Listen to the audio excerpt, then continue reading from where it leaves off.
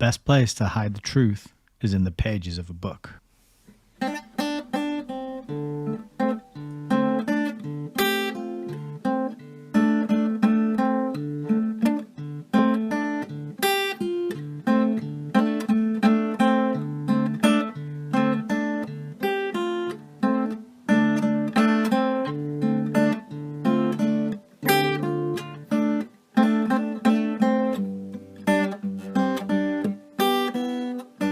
Maybe we should just read.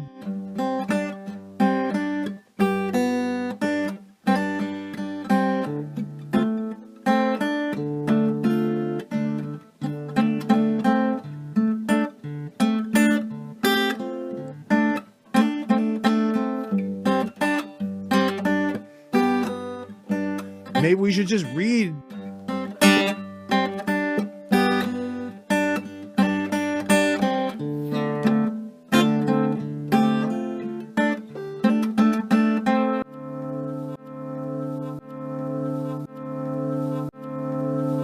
Welcome to Hayes Reviews. All right, good evening. Hello, and welcome to another episode of Hayes Reviews. This is our live reading session. This is where we look into the books and we read through chapter by chapter to hear and read and learn about what is going on in the world, because there is some confusing stuff going on out there. But congratulations to everybody. We survived the world-ending eclipse. Or at least I did. I don't know about you people out there who usually listen to me or out there in internet world, but I survived. I made it through. The library is still intact. And so that's a good sign. We're on the other side of that. We've got that over with. Don't know when the next one's due, but hopefully it's not for a while.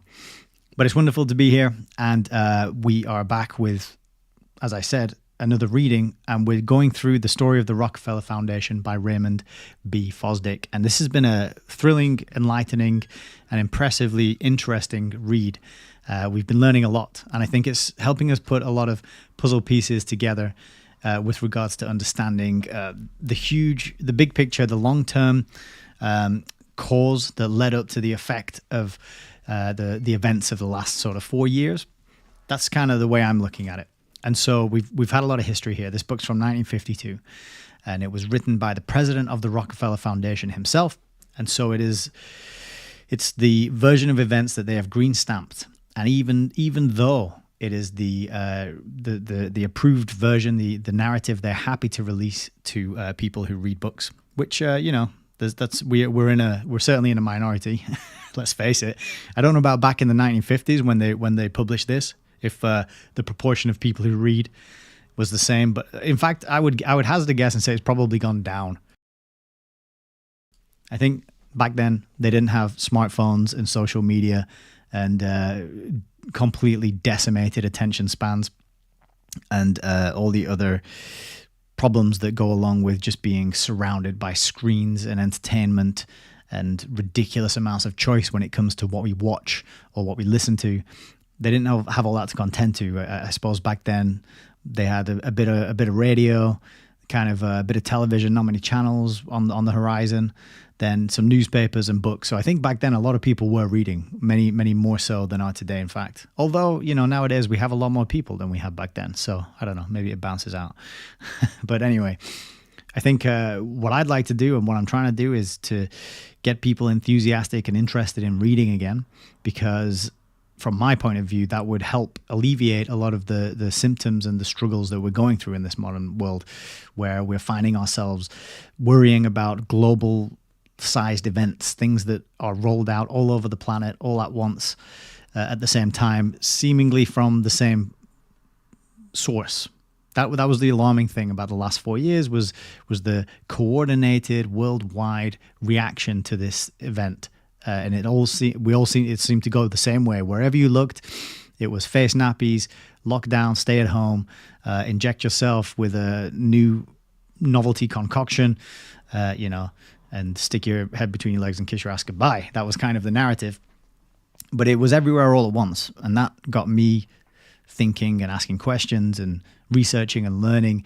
And then I discovered about something called the New World Order, or the One World Government. And lo and behold, there is a history and there is a chain a causal link of artifacts and evidence going back 100 years, even more, of people openly writing about world governance and talking about what it would look like and planning and plotting how to bring it in. And all these descriptions tend to revolve around the elevation of a scientific elite to lofty heights who would administer the world government, the world empire from on high, according to principles of scientific deduction and logic and rationality and reason. This is found in books such as Aldous Huxley's Brave New World, for example, where you learn in the first 3 to 4 chapters very much what the people who shape our societies and plan and roll out where things are going to go ahead of time would like to take us. So Brave New World, that's an incredibly informative book, although it is fiction. However, it is written by Aldous Huxley, who had other relatives in his family who wrote other books that were not fiction, that were and were equally as revelatory. And so it's good to name drop Huxley at this point, because we're going to be coming across friends of his, relatives of his, in tonight's preamble ramble, which I'm going to get into very, very shortly. So thank you for being here, having a quick look in the chat. Heidi and Peter, you're back. Richard, hello, Gwen, and A World of My Own. Lovely to have you all here. And I'm hoping that tonight is useful and informative. We've got 2 very exciting chapters coming up. The first one is experimental biology. And so at the end of the last live stream, I was saying, interesting. Have we had any experimental procedures or experiments, untested, never before seen methodologies of healthcare? It's really hard to talk around something without saying the word. Being rolled out. Yes, we have seen that. And so let's look at the legacy, the thinking, the people, the movers and the shakers that laid the groundwork and put the money into the building the organizations, and not just the organizations, but also the worldview, this scientific materialist worldview that paved the way and allowed people to go along so easily with such a catastrophic and unbelievable restriction on their freedoms and insult to their personal bodily sovereignty, because it was pretty unbelievable what happened. And it's hard. It's easier now to talk about it than it has been over the last 4 years. People getting cancelled left, right, and center, and kicked off this platform that we're on right now, and various other ones for saying the wrong words. And then we've had to develop this whole other code to talk about these things, which I'm slowly getting better at, but I still have a lot of room for improvement. But what I like to do is go back and look at the history that led up to this. And that's been the mind-blowing thing for me, is that there are lots of people historically whose names are still up on buildings, whose families still have inordinate amount of wealth and power, and who are still moving and shaking things today. There are people back in history who were talking about all these things and planning them ahead of time. And so I thought, let's get into the Rockefeller Foundation. And this is part 8. So we've done a good 14, probably 15 hours reading this book by now, and we're about halfway, I would say. So it's taken us a while to get through it. But we've had some good revelations last week, and so I hope we'll have some more this week. So with that said, let's get right into the preamble ramble. All right. So I thought we'll start with just looking at a few of the names, right? And Charles Darwin is a really important one. And I spoke about him on last Saturday, I think, last Saturday's broadcast, because Charles Darwin's work and his theory of evolution, and particularly his theory of macroevolution, came to replace creationism for a lot of people. And it came to be taught in schools, so that even if you came from a religious family or you had some sort of spirituality or spiritual life that your family were trying to instill in you, you would go to school, and then the overwhelming thing that you would hear at school is that, well, you're an ape. Human beings are apes, and everything that is alive is the descendant of some sort of slimy, warm mud pond somewhere, which it's kind of it's the sort of narrative that cheapens life in a way. It sort of makes you think you're just a bundle of cells and there's nothing special about you. There's no soul. There's no spirit. There's nothing that is eternal about you. There's nothing that is higher or yeah, I suppose valuable is the best word I can think of, really, because when it comes down to it, you're just a bag of chemicals and biological reactions, and no better, no worse than any other living organism, such as a mold or an algae, or some sort of insect, or worm or something. They're all equal because they're all just clumps of biological cells and chemicals. And Charles Darwin and his theory of evolution is really at the heart of that. And it's one of the pillars on which the atheistic, materialistic worldview is founded. And the atheists, and don't forget, people talk about, the religion and all the harm it's done, and the atrocious things they did in the name of God. Atrocious things have been done in the name of God. But how many people died to atheism? That's very rarely talked about.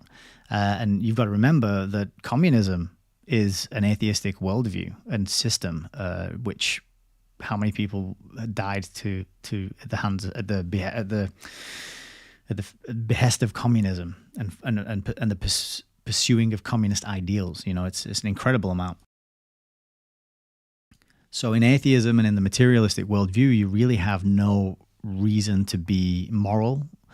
You really have no reason to be good to anyone, because it leads to relativism, and what's good for you may be bad for me, and what's bad for me might be good for you, and everyone just gets to make up their own rules of what's good and bad, and that is a real kind of slippery slope, and it kind of leads to horrific acts, because you can torture people and round them up and kill them and do all this terrible stuff for the greater good, and argue that it's actually a moral act. Or you could do the same thing, and you can experiment on people, and you could do all these horrific experiments on animals, for example, and say, well, if it helps us find a cure for such and such a disease, then it's the right thing to do, and it's a moral thing to do, and I'm going to carry on torturing these individuals for the greater good of the collective. So you can kind of see where I'm going with this. Charles Darwin had a real key role to play, and it wasn't, I suppose, down to him, but it was really down to the marketing and advertising campaign that followed off the back of his work and rose him up to this kind of incredible lofty height, which, we'll learn a little bit about in this Wikipedia article now. And we've got a few people to have a look at and a few artifacts to get on the radar, and then we'll dive into the book. But let's go with Charles Darwin's Wikipedia page. And this is massive. There's so much stuff here. But I just started to scan through it, and I picked out a few of the details earlier. So, in the biography, we find out that he had two grandfathers, Erasmus Darwin and Josiah Wedgwood, and they were both prominent abolitionists. And Erasmus Darwin is important because Erasmus Darwin is the shared grandfather, which Charles Darwin has, of another name that we were talking about last week. So Erasmus Darwin had praised general concepts of evolution and common descent in his Zoonomia. And so this was surprising to me because this idea of evolution and common descent was not thought up and figured out by Charles Darwin. It was actually his grandfather who came up with it, or maybe somebody before him came up with this. But his grandfather was writing about it, and that's probably a likely source for where Charles got some of these ideas from. Because if your granddad's writing these books and you're kind of able to read them, that's going to have an influence on you and your thinking, isn't it? So there's a lot of stuff here about his life and pictures and all this, but I wanted to go straight down to the responses to his publication. So it was kind of a game changer. It was on The Origin of Species, and we showed it on Saturday's stream, that it actually has a subtitle, which isn't mentioned very often and a lot of people aren't aware of, but the subtitle is The Preservation of the Favored Races. Which has more of a connotation or overtone of eugenics than The Origin of Species has, right? But so that's why it's often dropped from the title, from the front cover of the book, and people don't mention it so often because, as we see, Darwinistic evolution is very much tied up with and very close bedfellows to eugenics. But So in the responses to his work when it came out, interestingly, Darwin was too ill, and this kept him away from public debates. So that's pretty convenient. He was just a bit too ill to stand up there and publicly face his critics or opponents and defend his positions, which this is convenient, isn't it? And I don't know what he was ill with, but he's traveling around. He's sailing on ships. He's writing books. He's doing studies. But he couldn't stand up and publicly debate with his critics and his opponents. Well, I don't know. You can make of that what you will. The Church of England's response was mixed. It says, Darwin's old Cambridge tutors dismissed the ideas, but liberal clergymen interpreted natural selection as an instrument of God's design, with the cleric Charles Kingsley seeing it as just as noble a conception as deity. I highlight this because it very much echoes the sentiment that we read in the story of the Rockefeller Foundation, where there's this deliberate use of religious terminology to describe the way in which the foundation and the men within the foundation went out to fund, to spread their money, to identify hospitals and places and countries and projects to work on. They're described as spreading the new gospel in one place. There's another place where one of the foundation's top men sees the world as something like the world as his congregation or something like that. So there's this deliberate mixing of religious language with the spreading of scientific materialism, and so that's quite curious to see another person here kind of raising up this concept of macroevolution to as noble as the concept of deity. So there's a kind of, remember that scene in Indiana Jones where there's that golden thing on the pedestal and he's got a bag of sand and he has to like switch them without setting off the trap that's going to kill him. I kind of imagine this being a little bit like that. Prior to this scientific materialistic outlook, pretty much everybody accepted and believed in a creator and prayed, and they lived as though there was a spiritual dimension to human beings, and there was a soul, and that was kind of baked into most people's worldview. Now, yes, there will have been differences in religion and denominations and dogma and behaviors and all this sort of thing, but there weren't as many people walking around going, well, you're just a sack of cells and biological reactions, so what? Human beings, no big deal. We can do what we want with them, you know. And I think that gold statue that of widespread belief in the soul and spirituality, that was kind of snatched, and in its place, you know, in this case, instead of it being Harrison Ford, it was a John D. Rockefeller. In its place was put this hyper-rationalistic material worldview that really doesn't recognize or accept or admit the spiritual dimension of humans. And that's a problem, because that is when you can start to very easily go down dark paths of warmongering and murder and killing and these sorts of horrible behaviors. So, yeah, interesting quote there from Charles Kingsley saying that evolution is just as noble as a deity. And then we got a little bit here about Thomas Huxley. So remember at the beginning I mentioned Aldous Huxley's book, Brave New World. Well, Thomas Huxley was a massive advocate of Darwin and his work. And he was known as Darwin's bulldog. And I think Thomas Huxley will have been, the uncle of Aldous Huxley? Or maybe grandfather. I'm not sure. I haven't got all the family trees quite worked out. But Thomas Huxley, he gave a legendary retort that he would rather be descended from an ape than a man who misused his gifts. And this came to symbolize a triumph of science over religion. So that's the Indiana Jones switch. Get the religion out, boom, put the science in there. And in the place of a religion. And the thing is that a lot of people think of religion and science as being two different things, two separate things. that they can't be combined and that they have no overlap. It's two totally different ways of looking at the world. And yet they'll say things like, I believe in the science and I trust the science and I have faith in the science, right? And we heard a lot of that over the last 4 years. So an interesting quote that Huxley put out there, and setting up, and it sounds, and I don't know a lot about Thomas Huxley, but it sounds like he was really pushing this dichotomy of science and religion, and turning that into a dialectic that people have to kind of felt obligated to choose one or the other. And it became the kind of in vogue, the trendy thing to move away from the old fuddy-duddy religions of the past, which were steeped in tradition and had a long legacy of history and behavior, and step into the new, the novel, and that was the scientific worldview and the scientific outlook. And from this is where you get Bertrand Russell had a book called The Scientific Outlook, for example, or you get H.G. Wells and his The Open Conspiracy, which is the blueprint for a new world order, which is going to be a scientific top-down one world government.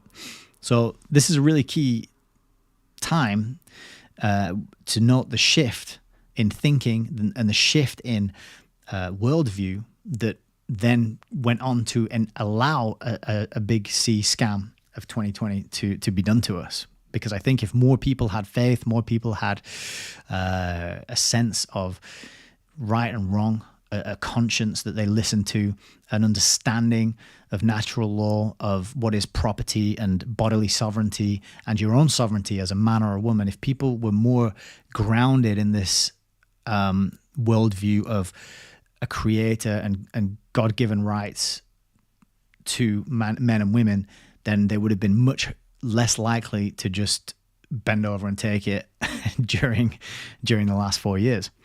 So moving on, and it says right here, Huxley portrayed a polarization between religion and science. So that was kind of his role. This is Thomas Huxley, remember, not Aldous Huxley. The Origin of Species was translated into many languages, becoming a staple scientific text, attracting thoughtful attention from all walks of life, including the working men who flocked to Huxley's lectures. So this stood out to me, that it's in quotes, working men. It sounds like maybe they were targeting the working class. Maybe they were trying to deliberately get these messages to that class of people, which suggests that the upper class didn't have it and didn't need it and weren't bought into it. But they thought, oh, well, maybe this is a useful thing to spread among the proles, the proletariat down there. Maybe this will help us control them or steer them or influence them to, do the things that we want them to do.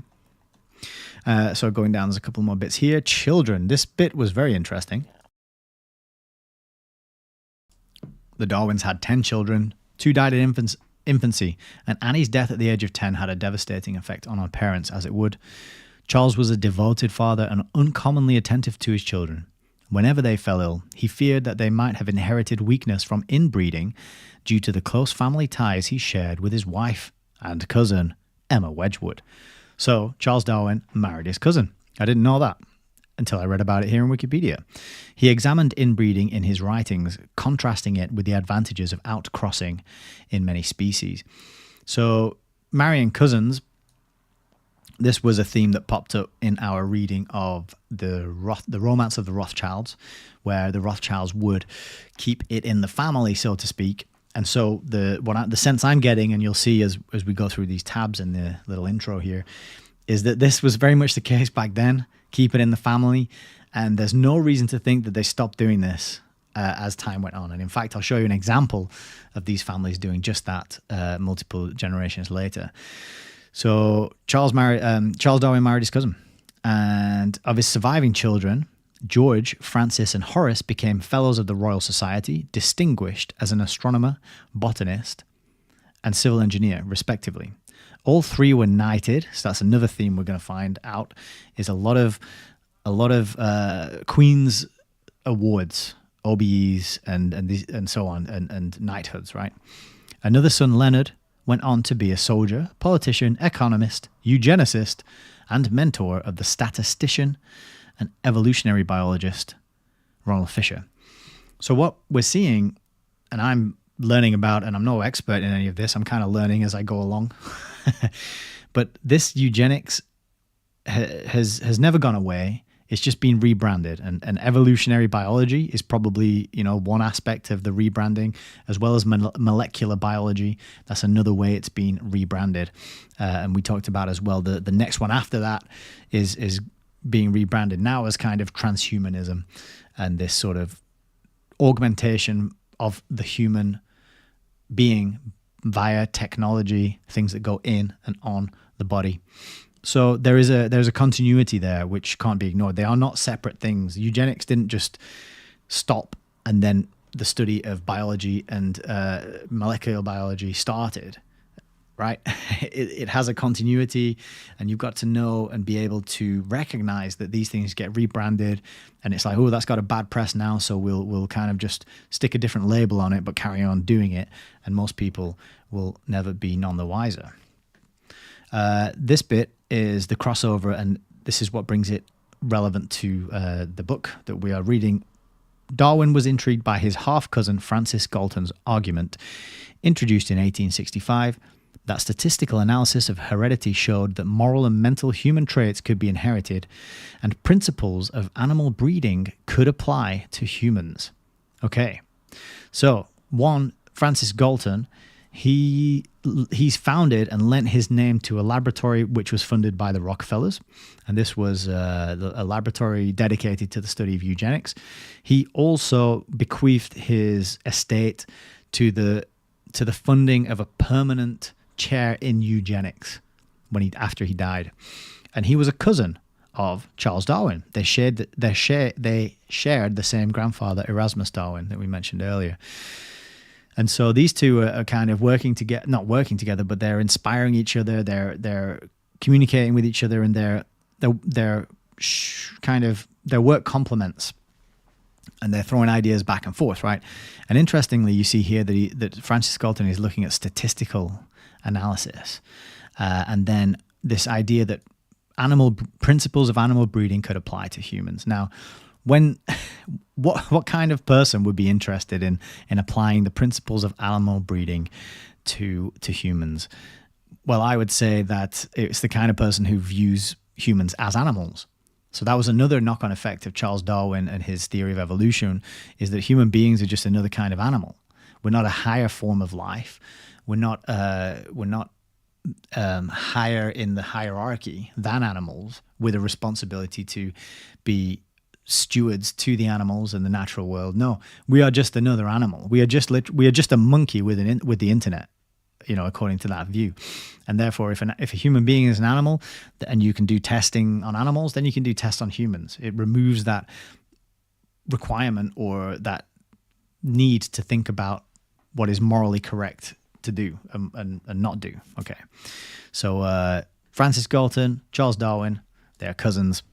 In The Descent of Man, Darwin noted that aiding the weak to survive and having families could lose the benefits of natural selection, but cautioned that withholding such aid would endanger the instinct of sympathy, the noblest part of our nature, and factors such as education could be more important.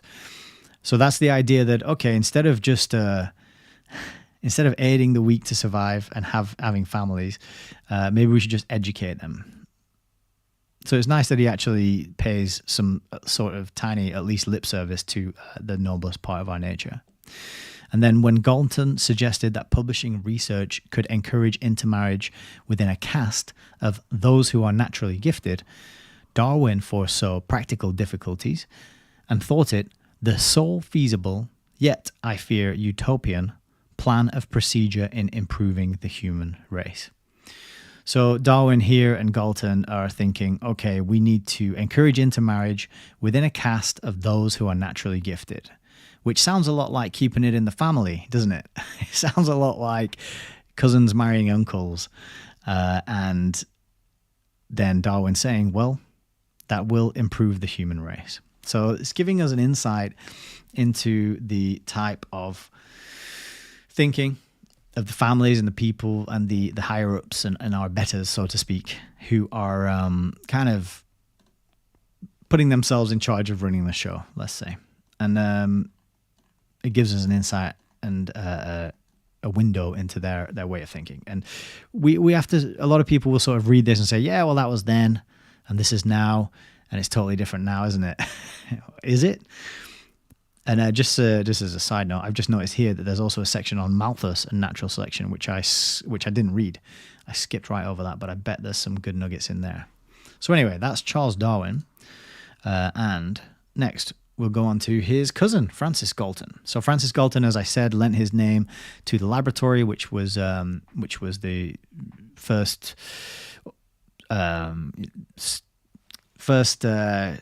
building set up specifically for the study of eugenics. Tripping over my words tonight, but I thought it'd be worth learning a little bit about him. So we got Francis Galton. He's Sir, of course, and he is the originator of the behavioral genetics movement. And actually, Francis Galton was a busy boy, and he actually got a lot of interesting stuff done. So he developed the statistical concept of correlation. He was the first to apply statistical methods to the study of human differences and inheritance of intelligence. And he introduced the use of questionnaires and surveys, which I think, which reminded me of what is it called? That we talked about it on a previous episode, how the Big C event relied on this particular kind of study, which is done by carrying out questionnaires and surveys, but they're notoriously reliable at gathering data. They can be fudged. You can influence people to answer questions in a certain way. You can phrase the questions in a way that is leading or misleading, and so it's a very unscientific science. Yet it has a massive amount of funding poured into it, and it's used all over the place. Epidemiology, that's the word I'm looking for.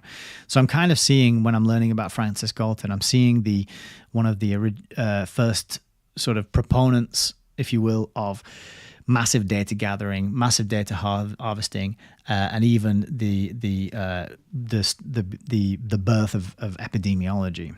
So that's why I noticed questions and surveys. He was the first guy to introduce that and start using it. And that was for the collecting data on human communities. So he coined the phrase nature versus nurture, which I didn't know that came from him. He founded psychometrics and differential psychology. He devised a method for classifying fingerprints.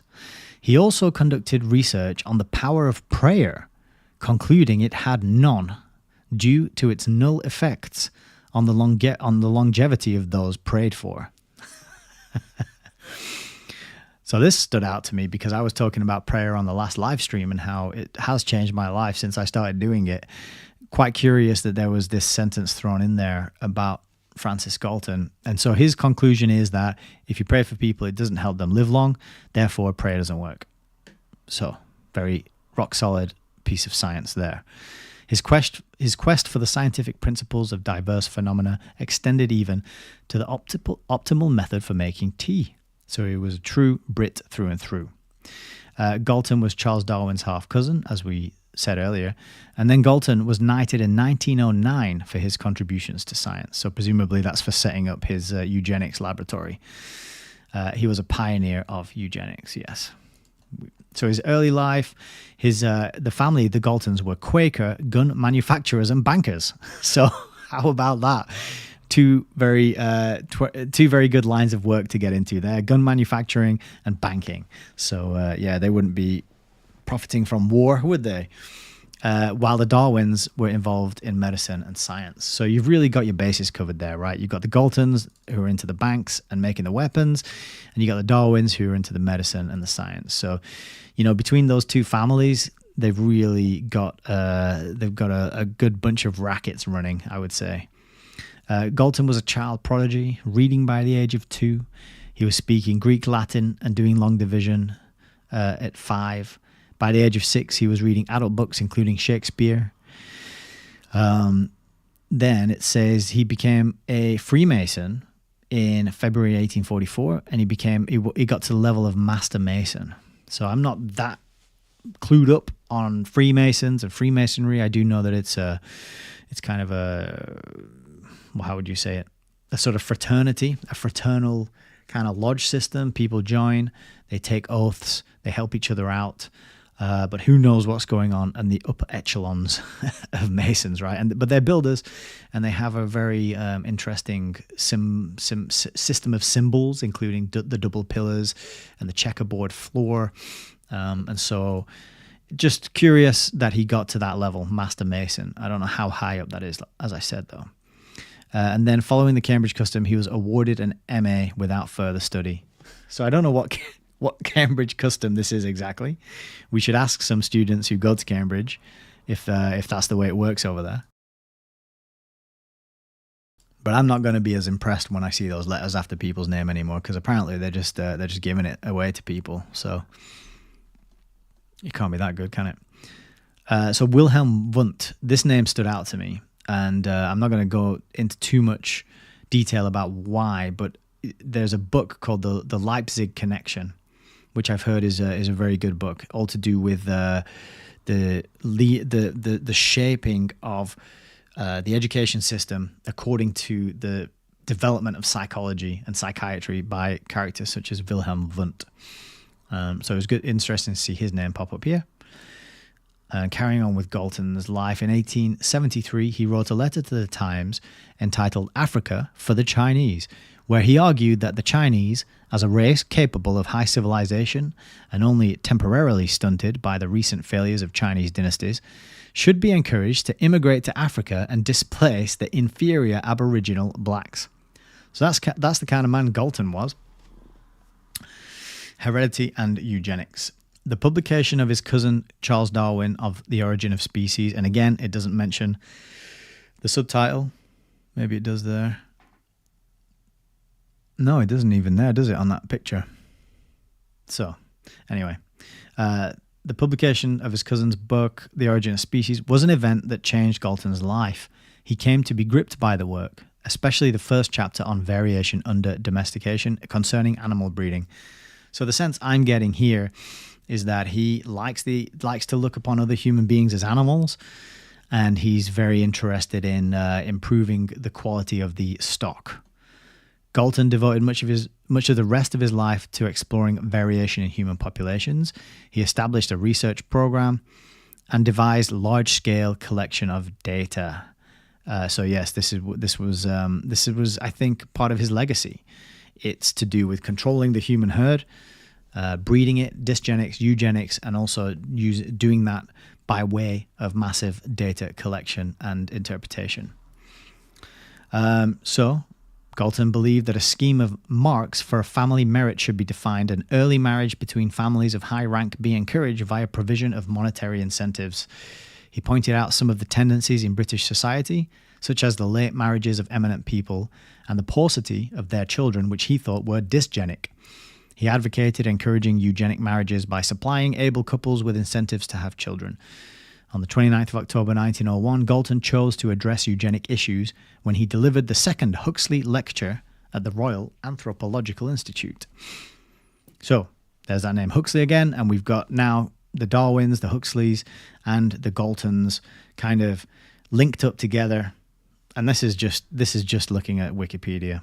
But this is an interesting word and worth knowing about, dysgenics. So we talk a lot about eugenics, and we've got an idea of what eugenics is, but do you also know that there is something called dysgenics? And it's critical because eugenics actually means improving and uplifting the stock of whatever species or group or community that you're talking about.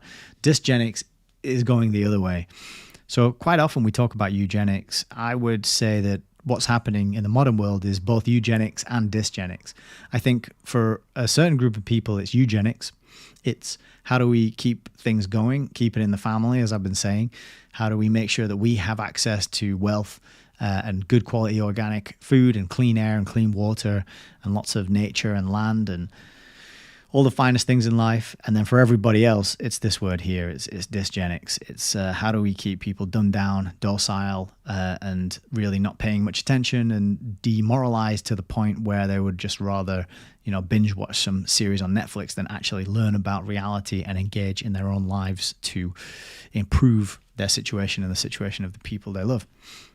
But going on and learning about Galton, it says, according to an editorial in Nature, Galton also constructed a racial hierarchy in which white people were considered superior. He wrote that the average intellectual standard of the Negro race is some 2 grades below our own. He stated, there exists a sentiment, for the most part quite unreasonable, against the gradual extinction of an inferior race. So he's saying that if you are against the gradual extinction of an inferior race, then that is very unreasonable of you to hold that position. So this is the kind of man that had a whole laboratory named after him right up until the year 2020, which I covered in the last stream. He has a model for population stability. That might be all I highlighted. Again, you can see a lot more information. Oh yeah, awards and influence. So he got the Huxley Medal here for from the Anthropological Institute.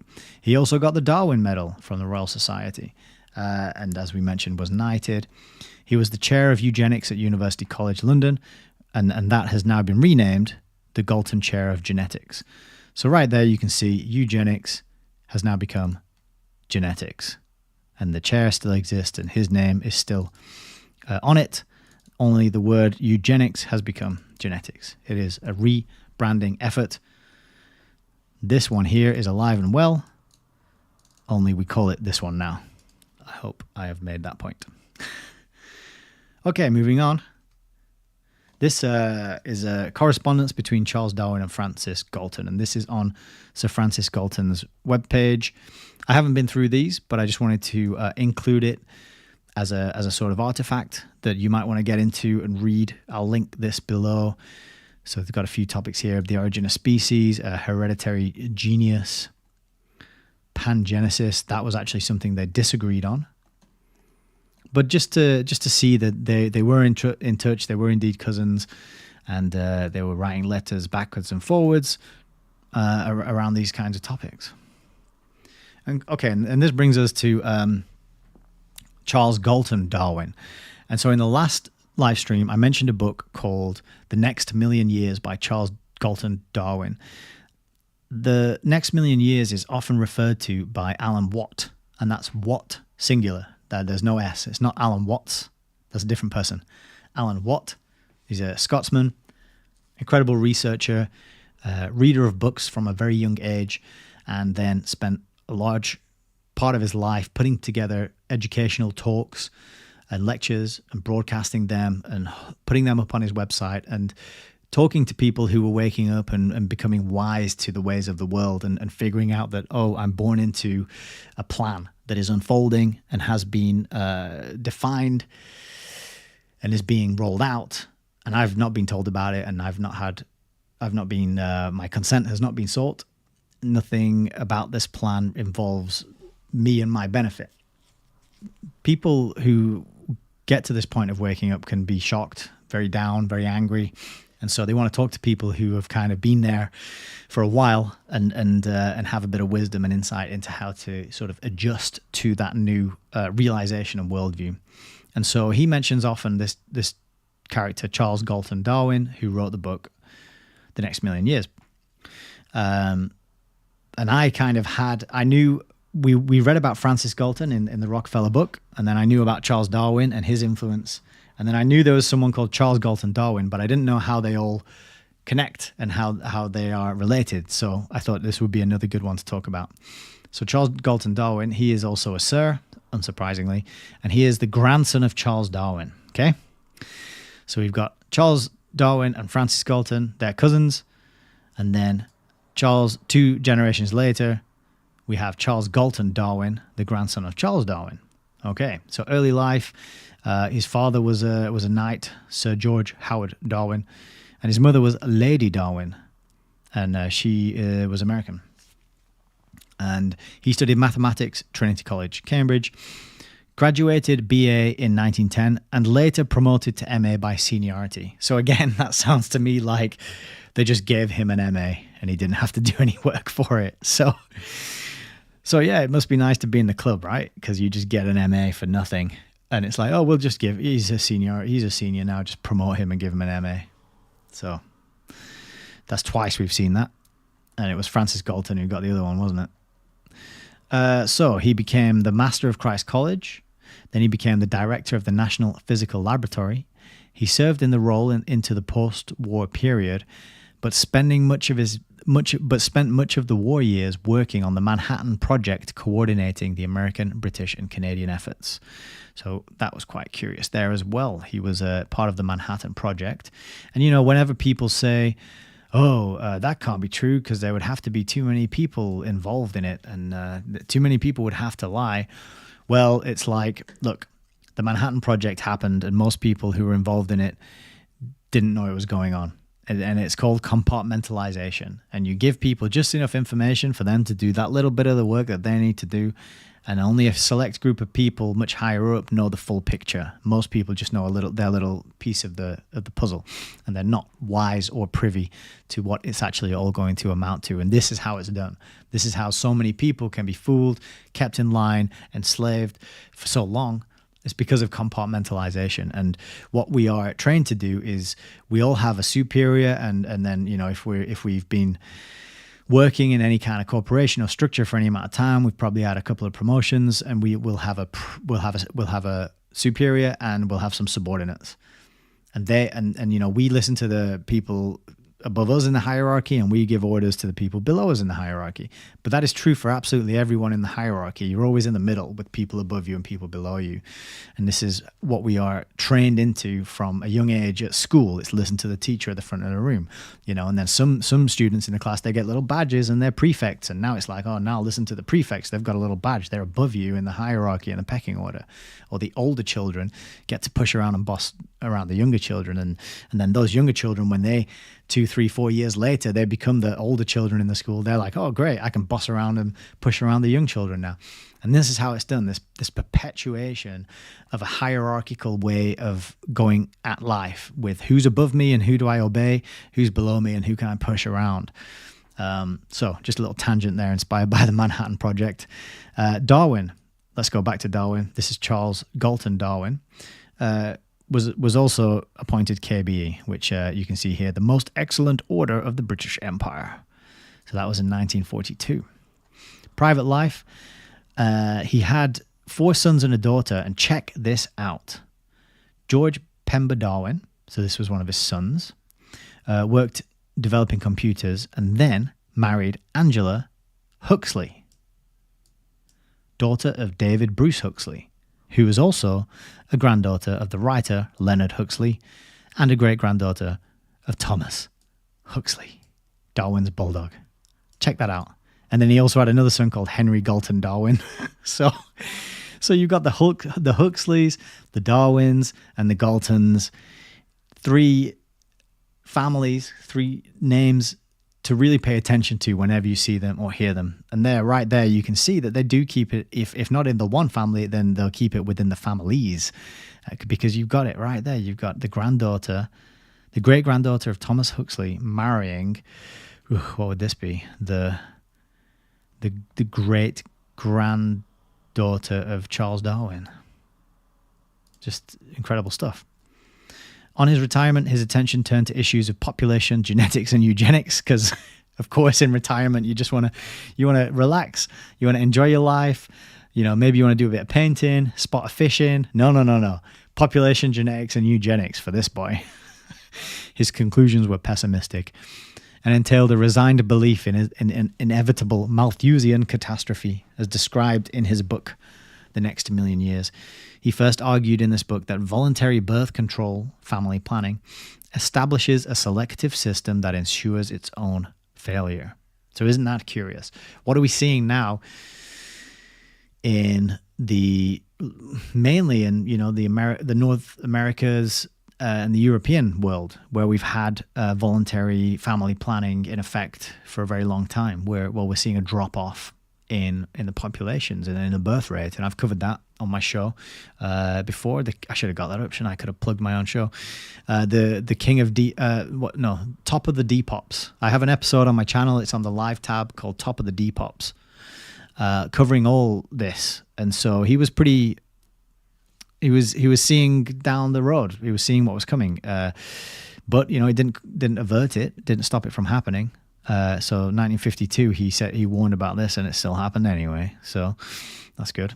But what was good here was that I found at the bottom this link, which took me to a full printing of his book. Because if you recall, in the last live stream, I found an archive.org copy of the book, but it was limited, and you have to borrow it, and you had to renew it every hour. And the reason for this, I learned, thank you very much to Bai in the chat, in the Telegram chat. He said that some people, the copyright holders reserve the copyright and keep renewing it, which means that archive.org has to lend the digital copy out as though it were physical copies in a library. And that is why they have these restrictions, and you have to sign in and give me details, and you can only borrow it for an hour at a time, and then you have to renew it.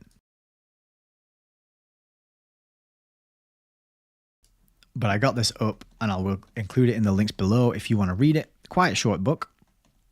Let's have a look at the contents, though. We got population. We got 4 revolutions. Material conditions. The species Homo sapiens. Creeds. Man, a wild animal, notice. Limitation of population, the pursuit of happiness, and the history, population, golden ages, science, economics, politics, civilization. So I think that would be a good book to read through, and now you can read through it here on Scribd. And I actually did find a copy online, and I've bought that, and that should be arriving in the next few weeks. And we might be able to read it on this channel. How about that? That would be good, wouldn't it? I think that might be the end of. Yeah, that is the end of Preamble Ramble for tonight. So next thing is we're going to be getting into the book after I just move some things around on my screens and check out the comments. So how is everybody doing in the chat? Ooh, yes, Heidi said epidemiology. Thank you. I couldn't remember that word, so I was just talking until I could remember the word, and I eventually got there in the end. But yeah, that's it. Epidemiology, a very questionable. Can you really call it science? Does it follow the scientific method? Asking a bunch of people to just answer questions kind of according to their sketchy memory that's been wiped out by decades of smartphone and social media use. Peter, you continue to do that, and I know where I can go if I don't want to hear it. C. Esp says it's a club and we ain't in it. Yeah, and that is, I believe, a George Carlin quote. What a rest in peace, George Carlin. I know you were also in the club, but you did give us a lot of truth, and it was hilarious. I particularly like his final stand-up, which was "It's Bad for You," and I think he was like in his 70s or maybe in his 80s when he did that. Just an incredible force to be reckoned with, and incredible performer and writer. All right. LJ says you will catch up on the read later, and you're up in Scotland visiting your sister. That's wonderful. I hope you have a lovely time up in Scotland. And I hope the weather's good to you and for you while you were there. Peter says, they've never stopped making sacrifices. They never stop sending us to the meat grinder machine of war. It's called thinning the herd. History always repeats. Yeah. And if you remember, I had that sort of realization going through the Rockefeller chapters that we did last week. There was I forget the quote now, but something popped up, and it made me think of war as just a way to wipe people out and get them. It's a way to wipe out the people who are going to resist the changes that you want to make in society, which is the men, the fighting age men, right? If anyone's going to resist, the fighting age men will get together in the pubs and the coffee shops, and in defense of the elderly and the women and the children, they will band together. They're the most likely group to band together and come and actually do something to overthrow, the tyranny or whoever it is that's rolling out things that they don't want. So if you can organize a war, orchestrate a war, then you can get rid of most of the fighting age men in that war and just keep sending them over the top and sending them over the top, even though they have no hope and no chance and nobody's gaining any ground and there's no tactical reason for waging war in this way. Just keep doing it. It literally wipes. It just severely cripples that society's ability to resist and resist the changes that you want to bring in. That was my way of thinking anyway. Okie dokie. So, Heidi says, war is trauma for all involved, like divorce. Yeah, well said. And so it traumatizes, I mean, it kills off all the men, and then the women and the children who are left are traumatized, and they're left just totally bereft without people to provide for them and care for them, look after them, protect them. So it's not accidental, is it? So yeah, it's definitely not accidental. So that was a massive, long rant and intro, but let's get into today's chapters. Turn some light up and start reading. Chapter that I didn't expect that intro to be so long, so apologies, but I hope that was useful context and quite revelatory to just see how those families are so intertwined and connected even up to the present day pretty much, and that's you can learn that from Wikipedia. You don't even need to have like a library full of books or rare banned censored information to just see that they do keep it in the family and amongst themselves while they're working out methods of controlling and keeping the rest of us in check. So anyway, chapter 13 tonight, we are continuing with experimental biology. And I think this is going to be pretty good because I'm just interested to know what the experiments are. So let's just start and get right into it. Hopefully you've seen some of the previous videos in this series. You know, we've read 12 chapters. I couldn't possibly do it justice with any kind of summary if you're new here. But if you are new, stick around. You'll still get some value out of these chapters, but make sure you go back and watch the earlier ones for the full story and the full context. But anyway. Chapter 13, Experimental Biology. Despite its heritage of experience from the preceding boards, the Foundation's new program in the natural sciences did not spring into action at once. Time was required to mature it. The years 1928 to 1932 represented a period of transition during which the Natural Sciences Division was forming its organization, getting its bearings, and experimenting with a variety of undertakings. The projects which were sponsored touched a wide area, both geographically and scientifically. They ranged from studies of the aurora borealis in Alaska to measurements of the velocity of light in California, and from providing funds for the erection of a physics research laboratory in Germany to the building, equipping, and endowing of an oceanographic institute in Massachusetts. Paleontological research was assisted in China, astrophysical research in the Netherlands, the Transvaal, Norway, and the United States. There is hardly a major segment of the natural sciences that did not receive some aid during these interim years. Max Mason, mathematical physicist and former president of the University of Chicago, was the first director of the Natural Sciences Division, but even as the appointment was being made in 1928, it was realized that his directorship would be temporary, for Dr. Mason had already been chosen by the trustees to succeed Dr. Vincent as president of the foundation. Hermann A. Spohr was then appointed director, but the fascination of research as a plant physiologist reasserted its claim, and toward the end of 1931, Dr. Spohr decided to return to his former work at the Carnegie Institution's Laboratory of Plant Research at Stanford. Finally, in 1932, the foundation called upon Warren Weaver to take charge of its natural science interests. Dr. Weaver came from a professorship at the University of Wisconsin, where he had been head of the Department of Mathematics. The program which was developed, and which will be the subject of this chapter, is largely the creation of his vision and leadership. 2. The first act of the new director was an appraisal of opportunities and objectives. It is not enough to support projects merely because they are science, or even because they are outstandingly good science, he noted in a memorandum. Quote, a highly selective procedure is necessary if the available funds are not to lose significance through scattering. In the past, this selection has consisted chiefly of a choice of scientific leaders among both men and institutions, although there has always been some selection on the basis of fields of interest. It is proposed, for the future program, that interest in the fields play the dominant role in the selection process. Within the fields of interest, selection will continue to be made of leading men and institutions. Several considerations were set up as guideposts to the satisfactory selection of an area for concentration. First, it must be the one that contributes in a basic way to the welfare of mankind.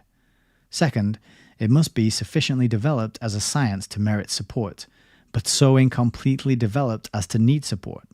And finally, the field should be one in which strategic assistance given at this stage might play a critical role in stimulating the advancement of knowledge, a result which, without such aid, would hardly occur within a reasonable time. Measured by these criteria, the choice fell on the life sciences rather than the physical sciences. This was Weaver's line of reasoning. Quote, "The welfare of mankind depends in a vital way on man's understanding of himself and his physical environment. Science has made magnificent progress in the analysis and control of inanimate forces, but it has not quite made equal advances in the more delicate, more difficult, and more important problem of the analysis and control of animate forces. This indicates the desirability of greatly increasing the emphasis on biology and psychology and on those special developments in mathematics, physics, and chemistry which are themselves fundamental to biology." End quote. So there you've got, we need to make more advances in the important problem of the analysis and control of animate forces. So that's just the control of people or animals, isn't it? It was on the basis of this recommendation that the trustees, in the spring of 1933, voted to make experimental biology the field of primary interest. This did not mean that only biological projects would be supported. Quote, "No person or group of persons is sufficiently wise to specify, even for a short time, all desirable activities. The program should always be kept flexible. Provision should be made in the budget to care for the unpredictable and unquestionable opportunities." End quote. But biology would come first in the thinking and planning, and requests for the support of projects in physics, chemistry, and other physical sciences would be weighed in relation to the help such studies might contribute to the advancement of knowledge in the biological sciences. The new interest was not entirely new, because both the public health work with which the Foundation began its activities, as well as its support of medical education and research, reflected a fundamental preoccupation with the life sciences. Indeed, in a sense, medicine and hygiene are particular applications of biology, but the new program represented in the natural sciences a sharpening of focus and concentration of effort beyond anything that had previously been attempted.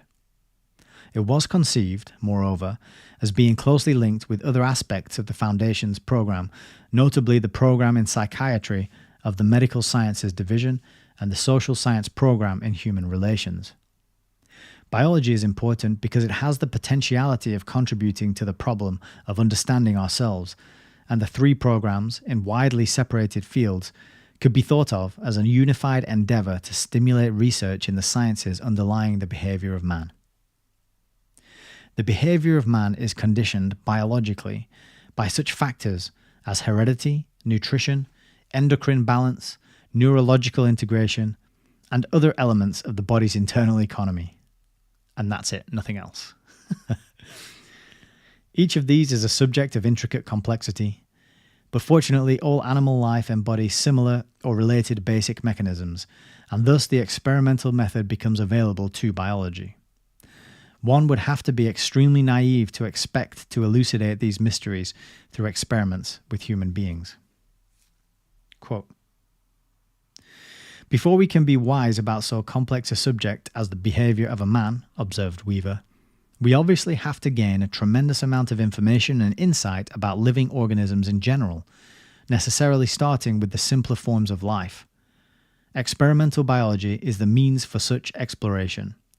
So they're saying here, before we can understand and control man and the behavior of man, we're going to have to start on simpler forms of life first. It furnishes the basis necessary for progress in solving the sequence of problems which begins with the strictly biological and moves through the mental to the social.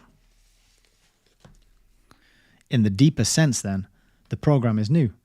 For although man remains the measure of all the ends that are being sought, the road toward those goals is determined not by its classification as human biology, but by its ability to contribute fundamental knowledge of the vital processes which underlie human biology.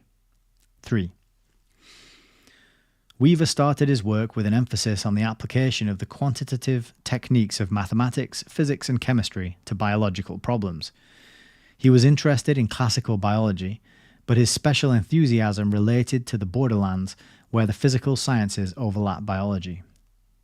It is significant that whereas in the first year of the new program there was not a single project in biochemistry listed as such, and only one in biophysics, 2 years later the annual report carried a heading, quote, "The application of physical and chemical techniques to biological problems," end quote, and enumerated more than a dozen studies. They represented grants to such widely separated universities as Oxford, Stockholm, Uppsala, Utrecht, and Copenhagen in Europe, and McGill, Columbia, Michigan, and Chicago on the American continent. The biophysical projects included studies of the effects of radiation on living things, the nature of nerve conduction, brain waves, heart waves, and other electrical properties of life. Now, that is very fascinating to me, and let me just clear my throat a second. Let's just look at that again. Brain waves, heart waves, and other electrical properties of life. Now, is it just me, or maybe people in the chat can confirm or deny, agree or disagree, but there's really nothing in our modern allopathic medical system that deals with brain waves, heart waves, and the electrical properties of life, is there?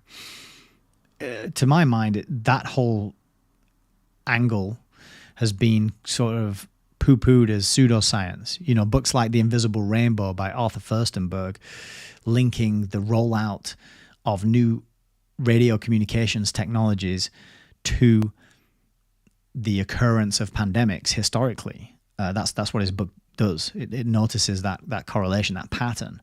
Every time there's a major upgrade to our telecommunications systems, there also follows a massive worldwide pandemic of some kind.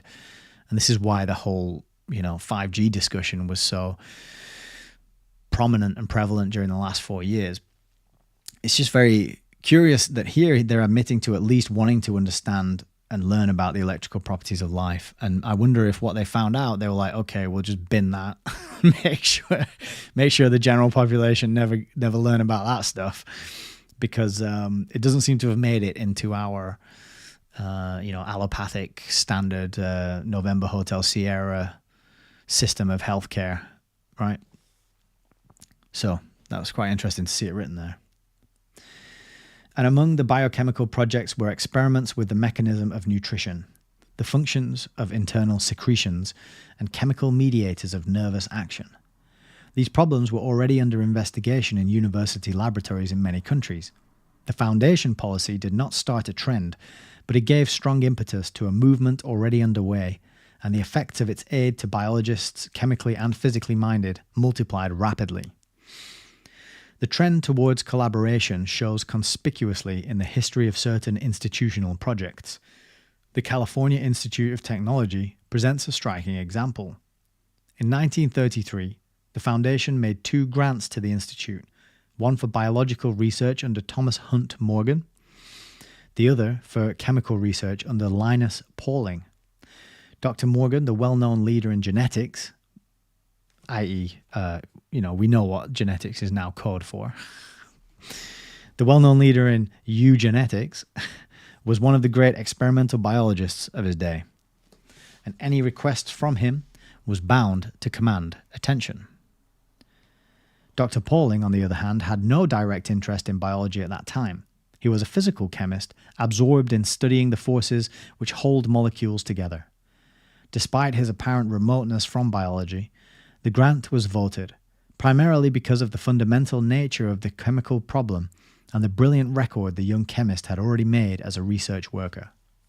There was also, in the background of Weaver's recommendation, the thought that these physico-chemical studies might eventually bring information concerning the structure of substances important to biology. And this surmise turned out to be correct. For in the course of exploring the electrical forces which bind the inorganic molecules, Pauling was led to test his theories in the more complicated realm of the organic, and this brought him to the experiment with hemoglobin, the red pigment of blood. From that, he passed to antibodies, and finally to a study of immunization. Thus, in the course of a few years, he had bridged the gap from purely physical chemistry to the most humanly significant biochemistry. The early grants had been labelled for research in structural chemistry, but in 1938 they began to be designed for the development of chemistry in relation to biological problems. From then on, the collaboration between the departments of chemistry and biology at the California Institute became progressively more direct, and, instead of appropriating separately to each, the Foundation began the practice of giving funds for the joint use of the two departments. In recent years, Pauling and George W. Beadle, who succeeded Morgan as head of biology, have been working with a large and essentially unified team of chemists, biochemists, biophysicists, geneticists, and other biologists in a combined attack on fundamental problems of the nature of living matter. And since 1945, the Foundation has contributed $800,000 towards this chemical-biological collaboration. It is impossible within the compass of a chapter to follow the technical details of this expanding research in the application of the powerful techniques of the physical sciences to biological problems. The hybrid sciences of biophysics and biochemistry have witnessed a degree of proliferation almost unparalleled in any other branch of knowledge. Biochemistry has isolated vitamins, identified hormones, and traced out some of the indispensable functions of these two groups of body chemicals. It has spotted enzymes and unveiled many of their mediations in the complex catalysts of the living processes.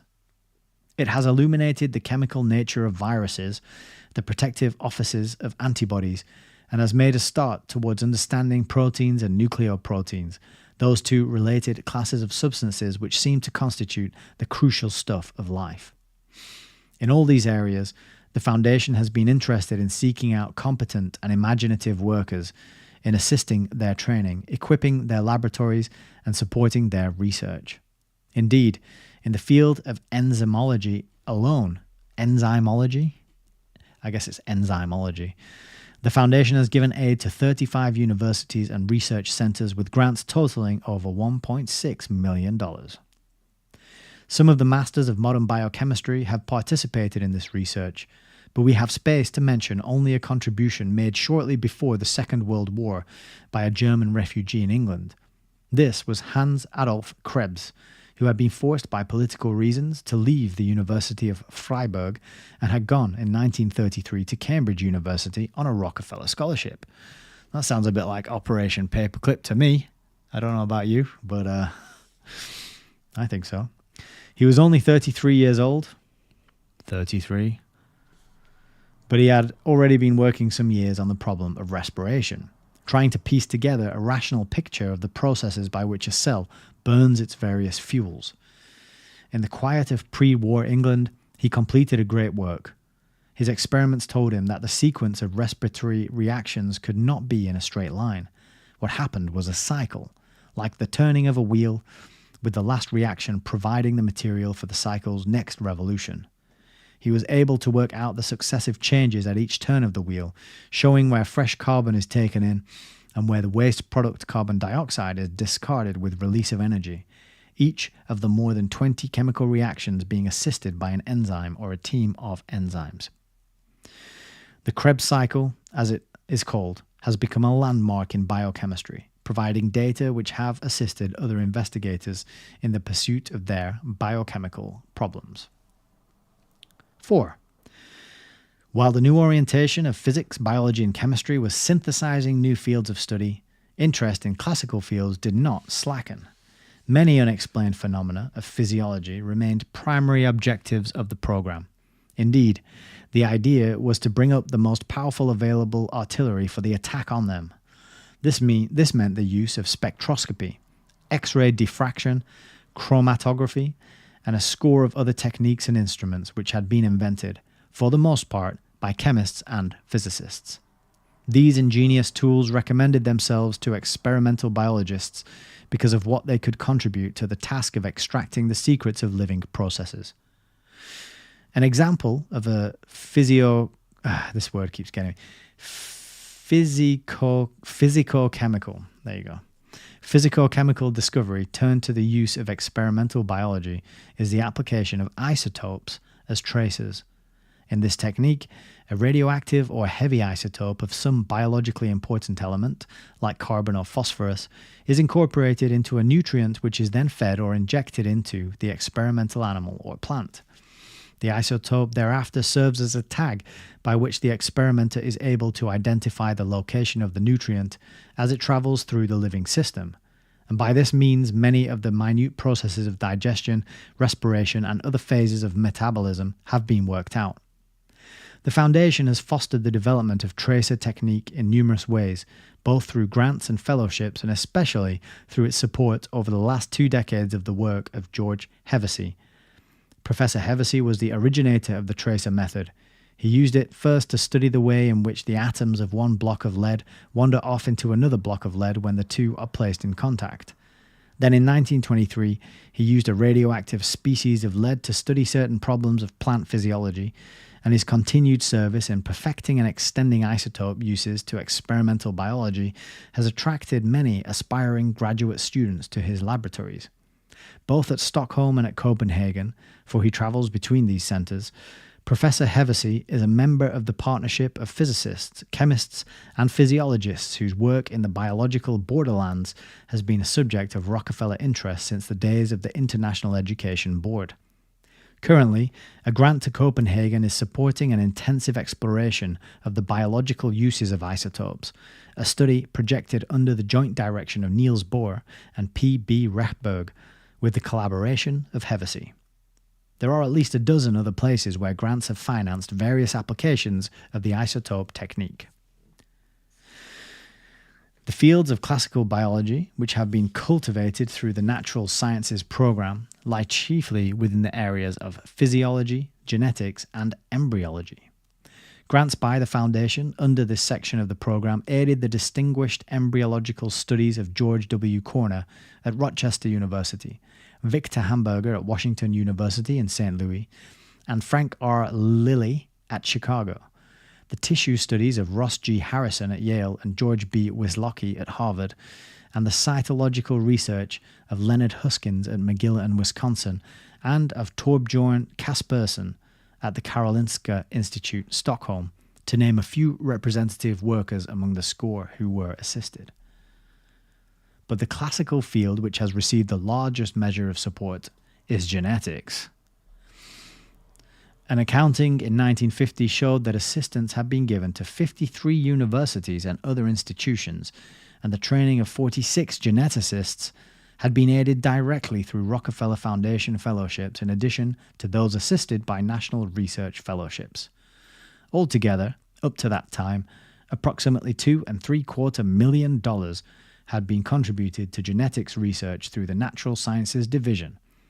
Why am I not surprised that genetics is receiving the largest measure of support? In addition, more than $1 million had been given through the Medical Sciences Division, mainly for studies of hereditary factors in disease and other medical problems of human genetics.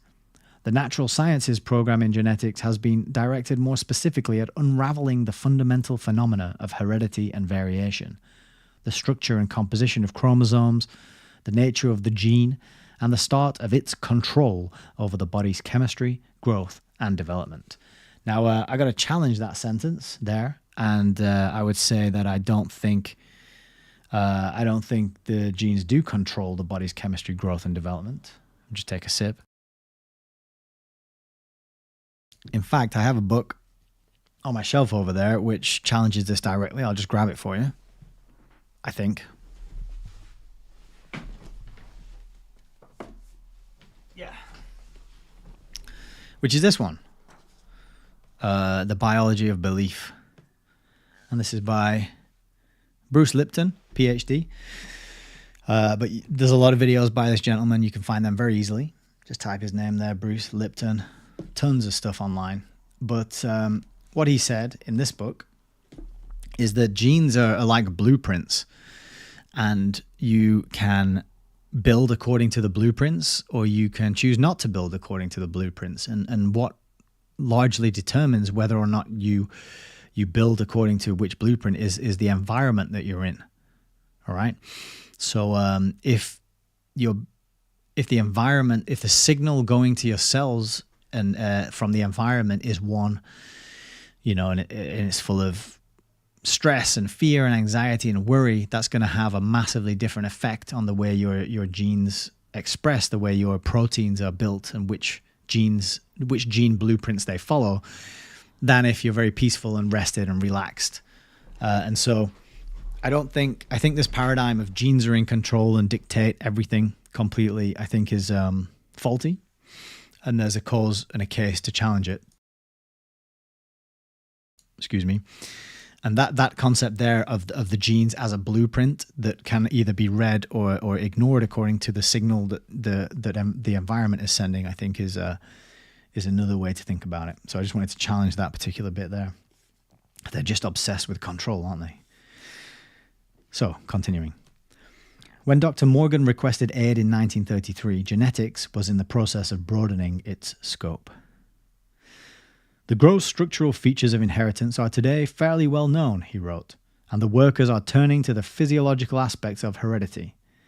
Here we are endeavoring to bring our genetic group into closer contact with the physiological group. The success of this effort will depend in large part on the presence of progressive and thoughtful men familiar with the most recent advances in cell physiology. The geneticists stand ready to cooperate. The fact that genetics was in the expanding stage described by Morgan appealed strongly to Weaver and his associates, and it was recognized at once that here was a rich field offering untold opportunities for development.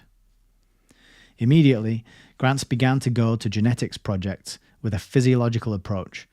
In addition to Morgan's research with fruit flies, the work at Jackson Memorial Laboratory, Bar Harbor, where mice were the subjects of a study of inheritance in mammals, and the research at Cornell University with maize as the experimental material attracted support.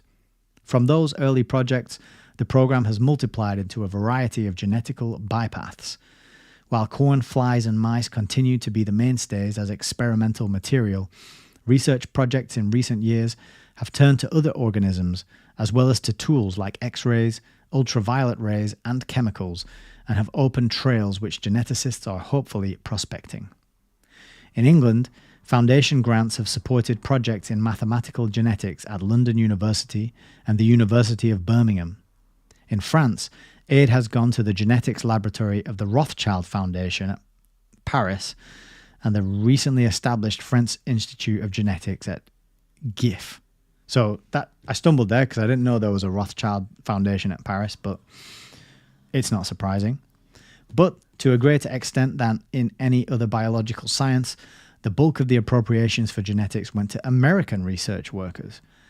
The research team idea has found its finest embodiment in the United States, and the Foundation is proud to have been a co-worker with such groups as the Muller-Sonborn-Cleland Triumvirate at Indiana University, the Dunn-Dobzhansky Group at Columbia, and the Morgan-Sturtevant-Beadle succession at the California Institute of Technology. 5. All this activity, whether in classical biology or in the new fields on the borderline, has been in pure research. The clean, clear urge to gain new knowledge, the unimpeded reach of imaginative scholarship, even when its results seem remote and unrelated. And yet, these pure science projects in biology often turn out to be the most practical of all research. An example is the work of the Department of Physical Chemistry in the Harvard Medical School. Its laboratory was established in the early 1920s and soon attracted Rockefeller support, first from the General Education Board and then from the Foundation. Indeed, the Foundation had a part in training its director. From one of that initial group of 13 National Research Fellows, appointed in 1919, was Edwin J. Cohn. When Dr. Cohn returned from 3 years of fellowship study in Europe, during which he worked with Arrhenius in Sweden, Sorensen in Denmark, and Hopkins in England, he had resolved to concentrate his efforts on proteins. He gathered about him a team of specialists in various aspects of protein chemistry, and the Harvard Medical School laboratory became widely known for its investigations of protein structure, protein shape, protein properties, and behavior. It was supremely a place for pure research. And yet, when the Second World War came and advisors to the government felt the need of a study of blood to guide transfusion practices, it was to this laboratory that they turned. Within a short time, Cohn and his co-workers switched from their theoretical researches to the urgent medical problem of separating blood plasma into its various components, such as albumin, used in the treatment of shock, and the protein factors which are responsible for clotting or the coagulation of blood. What they did, of course, was to put their theoretical knowledge to use, and perhaps they were better able to do this because they approached the practical problem from the broad base of fundamentals. Before the war ended, the processes worked out in the university laboratory were being applied on a large scale by pharmaceutical and other industrial establishments, and today, plasma fractionation is a regular part of the American Red Cross's blood bank service. Since 1930, the foundation has given Harvard more than $500,000 towards support of this laboratory, and the assistance was continued during the war when its blood fractionation program was receiving large subventions from the government. I have prized the Rockefeller support because it has always been undesignated, said Dr. Cohn. I could use it for whatever problem was uppermost at the time, and in this way it made possible our most fundamental research. Cohn's work is not the only instance in which research sponsored through the Natural Sciences program turned up results of therapeutic value. Some of the vitamin studies and other nutritional investigations were followed by human applications, and of course hormones and isotopes are spectacular for their usefulness to medicine. A small grant to Oxford University in 1936 presents an example of another kind. The grant was given in response to application of a professor of pathology who explained that he had recently engaged a German refugee biochemist to collaborate with him on problems of chemical pathology and needed £250 with which to purchase laboratory equipment. The professor was Howard W. Florey. The refugee biochemist was Ernst Chain, and the eventual outcome of their research was the purification of penicillin and the proof of its clinical value.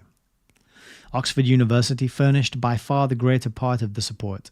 The foundation in its succession of grants was a very minor partner, but it is interesting that a proposal which the Natural Sciences Division accepted as an opportunity in pure biochemistry should have produced a result so promptly, so importantly, and so directly useful to medicine. Utilitarianism, however, was never the yardstick. Projects were not espoused or rejected according to the degree with which they promised an immediate practical result. The test was knowledge. Is the proposed study likely to add to man's understanding of the living world of which he is a part? As light increases, the darkness recedes to greater distances. Similarly, the increase of fundamental knowledge spreads in all directions and carries the power to illumine many problems. We're talking a lot about light and illumination here. That was the faith in which, in the early 1930s, the Foundation entered upon its plan to advance experimental biology. An annual report of the period, as though to point up the humanly significant implications of basic research, listed, among others, the following questions as pertinent to the natural sciences program. Can we unravel the tangled problem of the endocrine glands and develop a therapy for the whole hideous range of mental and physical disorders which result from glandular disturbances? Can we develop so sound and extensive a genetics that we can hope to breed in the future superior men? Can we develop so sound and extensive a genetics that we can nurture a race sufficiently healthy and resistant? In short, can we rationalize human behavior and create a new science of man?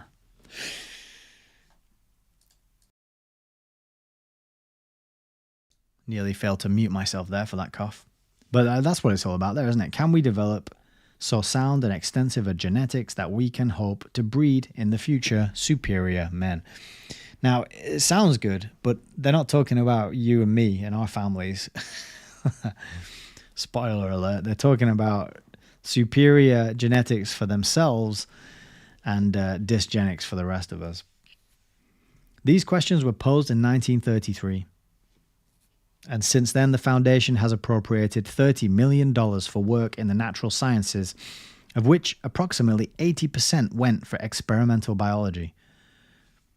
Quite recently, in a restatement of the objectives of his division, Weaver concluded his summary thus, quote, "The century of biology upon which we are now well embarked is no matter of trivialities.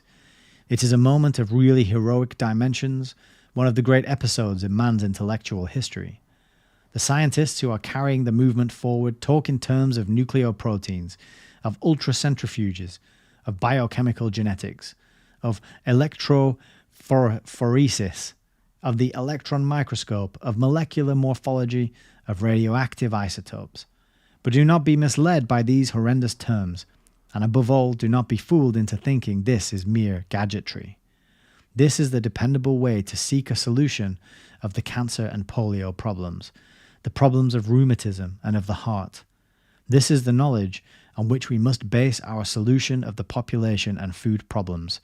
This is the understanding of life." Clearly, the same principles and purposes which activated the program at the beginning are still guiding it as it moves into its third decade, and I would guess are probably still guiding it today. It's funny how they always refer to the population problem. It's always a problem. It's like I don't know. This class of people are kind of looking at the rest of us, going, "Oh gosh, there's so many of them. Ew.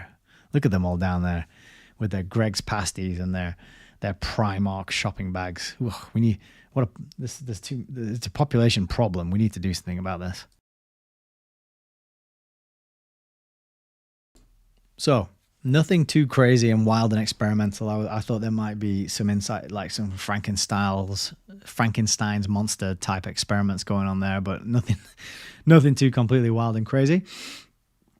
But what have we got in the chat? So CESP says, "We are an antenna of sorts, I find." Yeah, so I'm guessing that's to the speaking to the inclusion of brain waves, heart waves, and the electrical nature of biology. Yeah, I think so. Antenna to receive and to transmit. You know, you get a vibe off people, and apparently the heart creates this toroidal field, and it's 6 feet, and so we were told to stay 6 feet apart.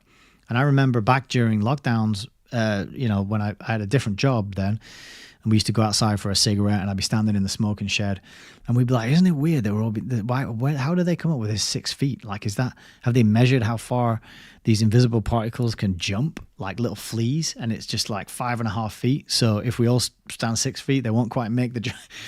But I think that I've heard since then that one of the ideas was that keeps us all out of each other's energy fields, and there is a lot of communication done via those energy fields, like magnets. Magnets, they don't speak and talk to each other and send signals back and forth, but they communicate, because if they get too close and it's the wrong polarity, they're going to repel. And then, if it's the right match, then it'll attract, right?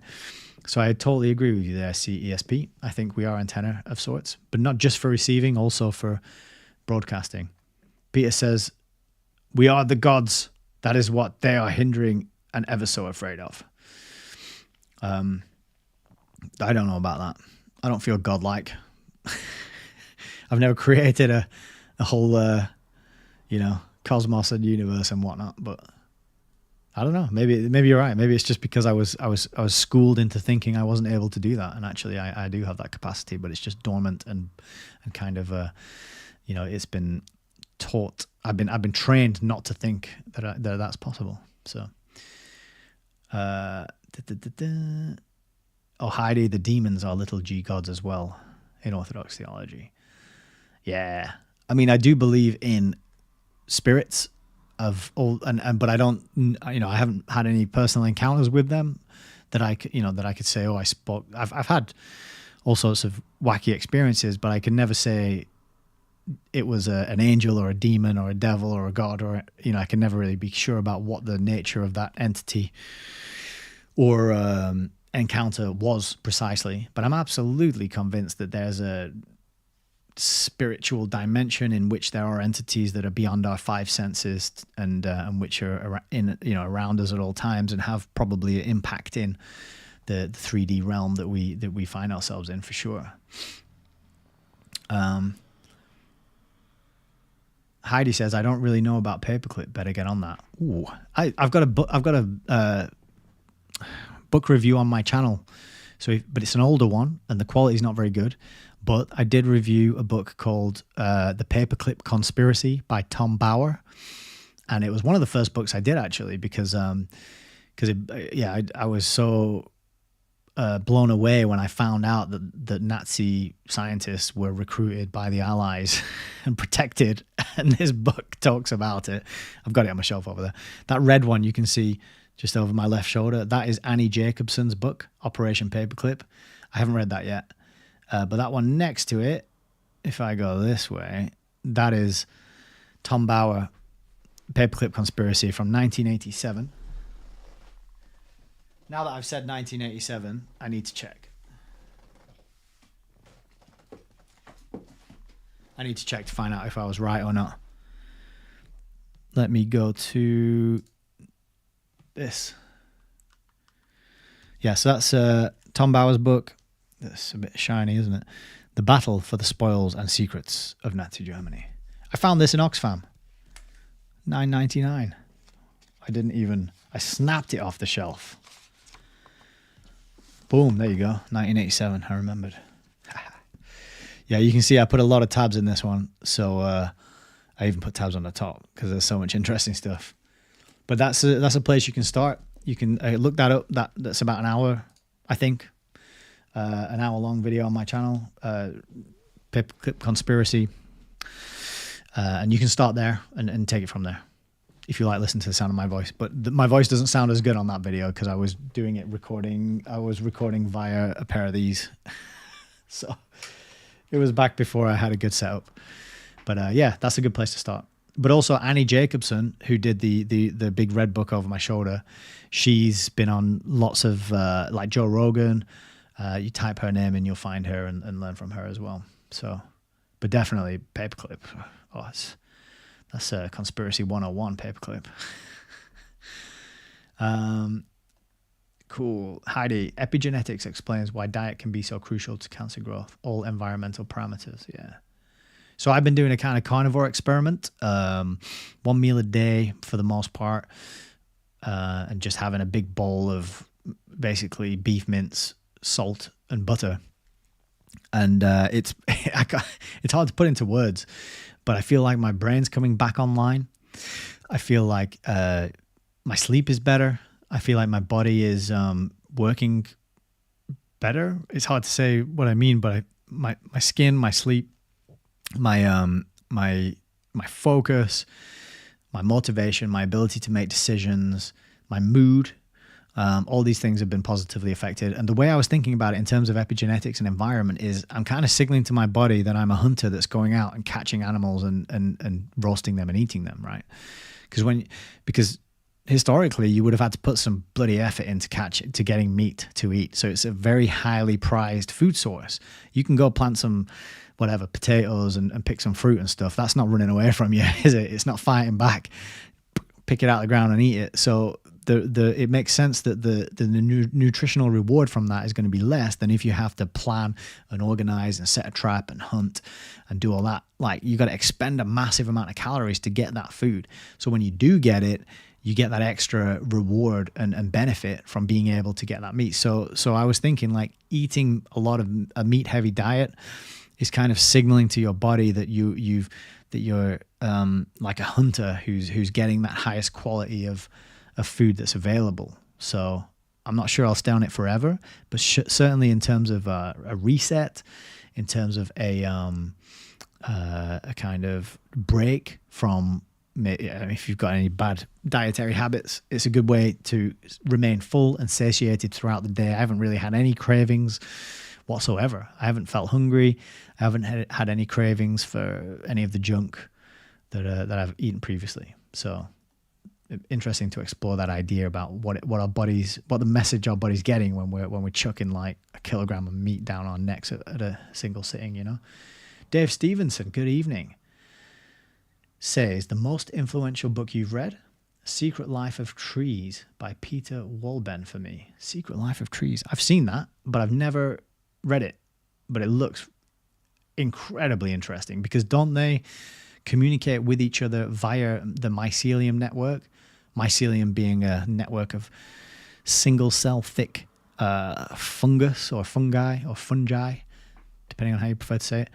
And they keep other... They share nutrients, and if one tree's not getting so much, they'll send stuff to that tree, send nutrients to that tree through this network underground. That's just one interesting thing that I heard or read somewhere about trees, so I got to keep an eye out and read that. And if you're asking what the most influential book I've ever read is, I'd have to get back to you on that one. That is a really tough one. I would definitely have to think about that for a while. The single, just to pick one. I don't know, too many spring into my head. I could probably do a list of 10.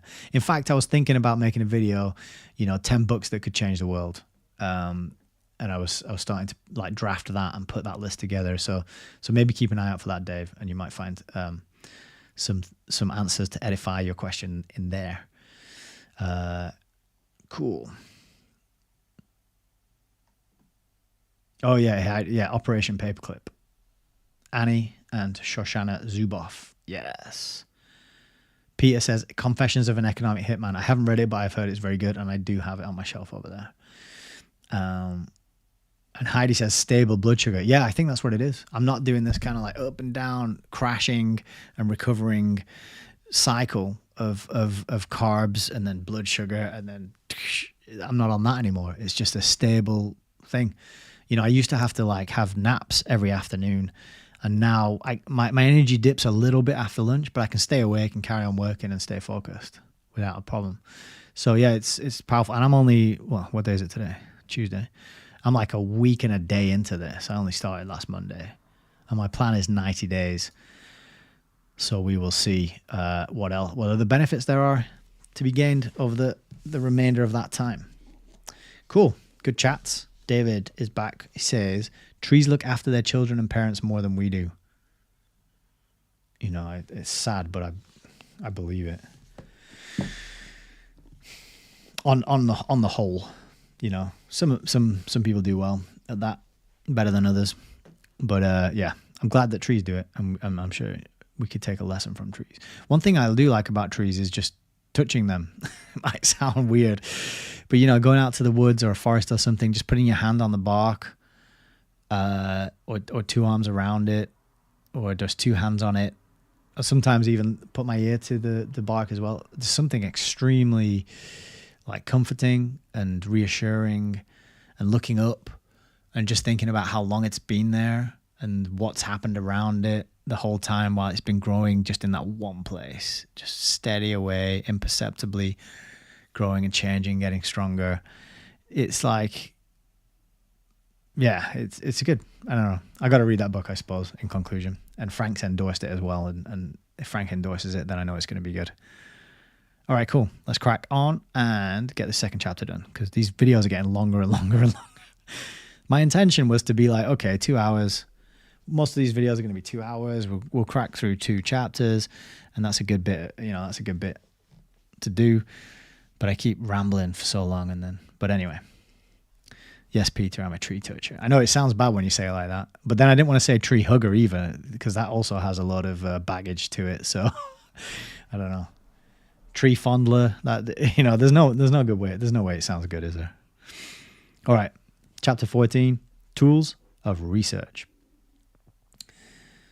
An eminent physicist has remarked that, quote, a man with an idea can always borrow a cyclotron, which is another way of saying that in terms of importance to scientific research, the man with an idea ranks first. Cyclotrons may be useful to test ideas, to extend or develop them experimentally, but without adventurous thinkers there will be no ideas, and without ideas there will be no need for cyclotrons or any other research apparatus. But after all, it is essential that there be a cyclotron for the man with an idea to borrow, since modern science, in practically all fields, has become so greatly dependent on precise and elaborate instruments. Indeed, backing brains often means providing a scientist with the equipment necessary for his work, and this is increasingly the case in our day. The laboratory men of 50 or even 30 years ago were able to improvise much of their experimental apparatus, building it themselves out of pieces of glass tubing, sealing wax, metal plates, and string or wire. The historic equipment with which the first of the subatomic particles were discovered was largely homemade. But such simple and inexpensive measures are seldom able to meet the requirements of present-day research. Not only the physics and chemistry laboratories, but the outposts of biology have become highly specialized workshops employing instruments whose design and development is a profession in itself.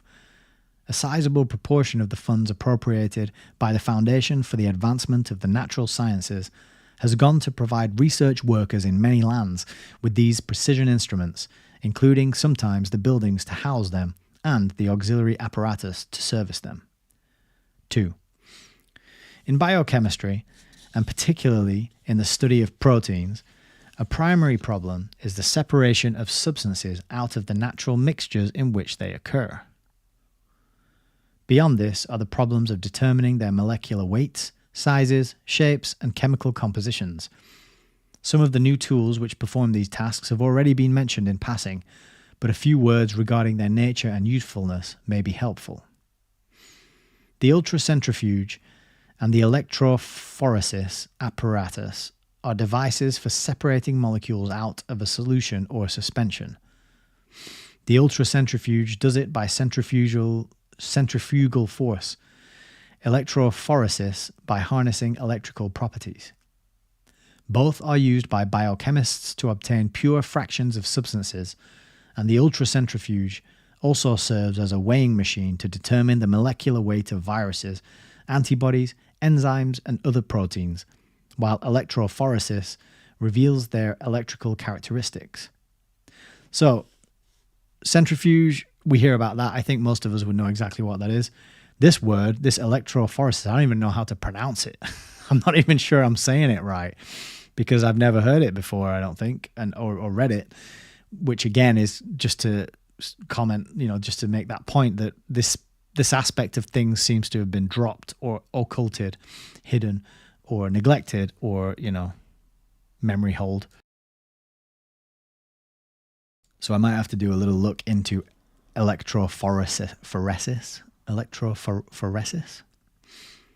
Still another instrument has been helpful in measuring molecular shapes, especially those of long, slender structure such as the fibrinogen of blood. In addition to molecular weights, sizes, and shapes, the biochemist needs to know the chemical composition of living matter and the structural arrangement of the atoms in its molecules. An important reliance for determining composition is spectroscopy. The spectrograph, often using infrared or ultraviolet rays, not only reveals what compounds and elements are present, but from its record one can infer the relative quantities of each. Colorimetry and chromatography are two additional techniques of chemical analysis, sometimes used in connection with the spectrograph, sometimes independently. Other means of identifying elements in tissues or secretions are the isotope detectors, Geiger counters for radioactive isotopes, mass spectrographs for the stable ones. X-ray diffraction and electron diffraction methods spot the positions of atoms in a molecule.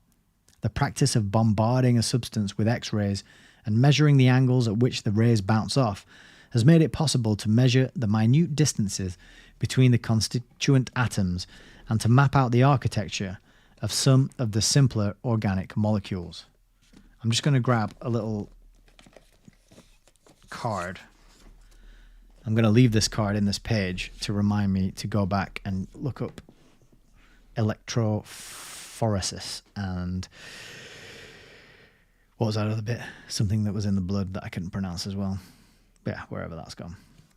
So, X-ray. Hang on, we just did that bit, didn't we? But all these techniques and devices work in the dark, so far as the human observer is concerned, and deliver their findings in the indirect form of pointer readings on a scale, plotted curves, shadow figures, or diagrams. Another one of the important new tools, the electron microscope, has the great advantage of visibility. It brings to view actual images and shows in tremendous enlargement details which the observer through the other instrument can only infer. To be sure, the electron microscope is not without some limitations of its own, but despite these it has become indispensable to many researchers, especially those of the molecular biologist. There are other mechanical, optical, electronic and chemical aids to experimental biology, but perhaps the ones mentioned are sufficient to illustrate the nature and value of the current tools, most of which have come into use within the lifetime of the Foundation. The development of some of these new tools has been especially assisted by the Foundation. The ultracentrifuge is an example. This high-speed rotating device was introduced as an instrument of precision by the Swedish biochemist Svedberg. His work on it impressed Dr. Rose and his associates and was the occasion for an appropriation from the International Education Board in the 1920s.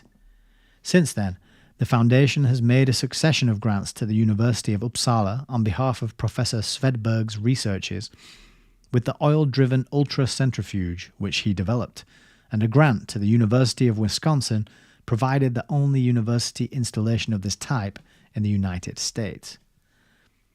Similarly, assistance has been given for the experiments of J.W. Beams at the University of Virginia, where compressed air and later a most ingenious magnetic suspension and electric drive was applied to ultracentrifuge propulsion. Further progress has been contributed by members of the Foundation staff working in the New York laboratories of the International Health Division. J.H. Bauer and E.G. Pickles improved the stability of the driving mechanism and made other improvements which adapted the instrument to virus research. And John C. Berger added an electronic control regulated by time signals from the Bureau of Standards, which has markedly improved the steadiness of the rotational speed. The total effect of these various improvements has been to increase the reliability of the ultracentrifuge as a molecular sorting and weighing device. Now that we have instruments which give quantitative data, there just isn't any sense in trying to guess, estimate, or approximate the measurements, remarked a prominent European biochemist now resident in the United States. There are plenty of other problems in biology for which one must depend on the imagination, but it is foolish to imagine when measurements are possible, and I simply will not engage in research without these precision tools. The Foundation's practice of equipping biologists with tools to do the job dates back to its first institutional grant in the natural sciences, $500,000 to the Marine Biological Laboratory at Woods Hole in 1924. Since then, further grants have been made by both the Foundation and the General Education Board, and the total of Rockefeller funds now invested in this marine biological laboratory is approximately triple the original grant. In addition, the Foundation appropriated $3.5 million for building, equipping, and endowing an independent but related outpost, the Woods Hole Oceanographic Institution, in the same Massachusetts village. Several other research centers in oceanography and marine biology have been assisted with buildings or equipment: the Marine Biological Laboratory of Plymouth, England, the Bermuda Biological Station, the University of Washington, Oceanographic Laboratories at Seattle, the Scripps Institution of Oceanography at La Jolla, and the Hopkins Marine Station of Stanford University. Dotted over many parts of Europe and the Americas are biological laboratories which were built and equipped either wholly or in large part with Foundation funds. These include the Institute of Experimental Biology at the University of Stockholm, the Biochemical Wing of the Dyson-Perrins Laboratory of Organic Chemistry at Oxford, the Institute of Experimental Pathology in Iceland, the Genetics Laboratory at the University of Missouri, the Yerkes Laboratories of Primate Biology at Orange Park, Florida, and the Institute of Biological Investigations at Montevideo, Uruguay. Post-war grants to the University of Wisconsin and the Massachusetts General Hospital provided equipment for their enzyme research, and an equal gift to the University of California bought precision instruments for its Institute of Virus Research. Cornell was assisted in establishing its electron microscope laboratory at Ithaca, and other grants for electron microscopy have gone to the Massachusetts Institute of Technology, Stanford University, the University of Washington, and the University of Glasgow. There was a marked trend toward equipment grants in the years immediately following the Second World War, especially in grants to institutions abroad. In many laboratories, work had been at a low ebb, with little or no addition to facilities, and almost everywhere it seemed scientists were handicapped by the scarcity of modern tools. The unbalance in monetary exchange was also a factor. Governments and other local agencies were able to provide funds for laboratory salaries and the expenses of research in most of the countries where scientific work was being done. But the shortage of dollar exchange was such as to make it almost prohibitive for them to buy specialized equipment from abroad. During the period 1945 to 1950, more than 60 grants were made to European institutions and a score to Latin America for laboratory apparatus. And in a large number of instances, the equipment was bought directly by the Foundation's purchasing department with United States dollars and shipped to the recipient. In this way, dozens of physical and chemical instruments included ultracentrifuges, spectrographs, spectrometers, and X-ray tubes were distributed among biological laboratories in a score of countries. Excuse me. Ooh, that bit was tough going. Part 3. The cyclotron, invented by Ernest O. Lawrence, a former National Research Fellow, and the electrostatic generator, invented by Robert J. Van der Graaf, a former International Education Board Fellow, are two types of high-voltage accelerators.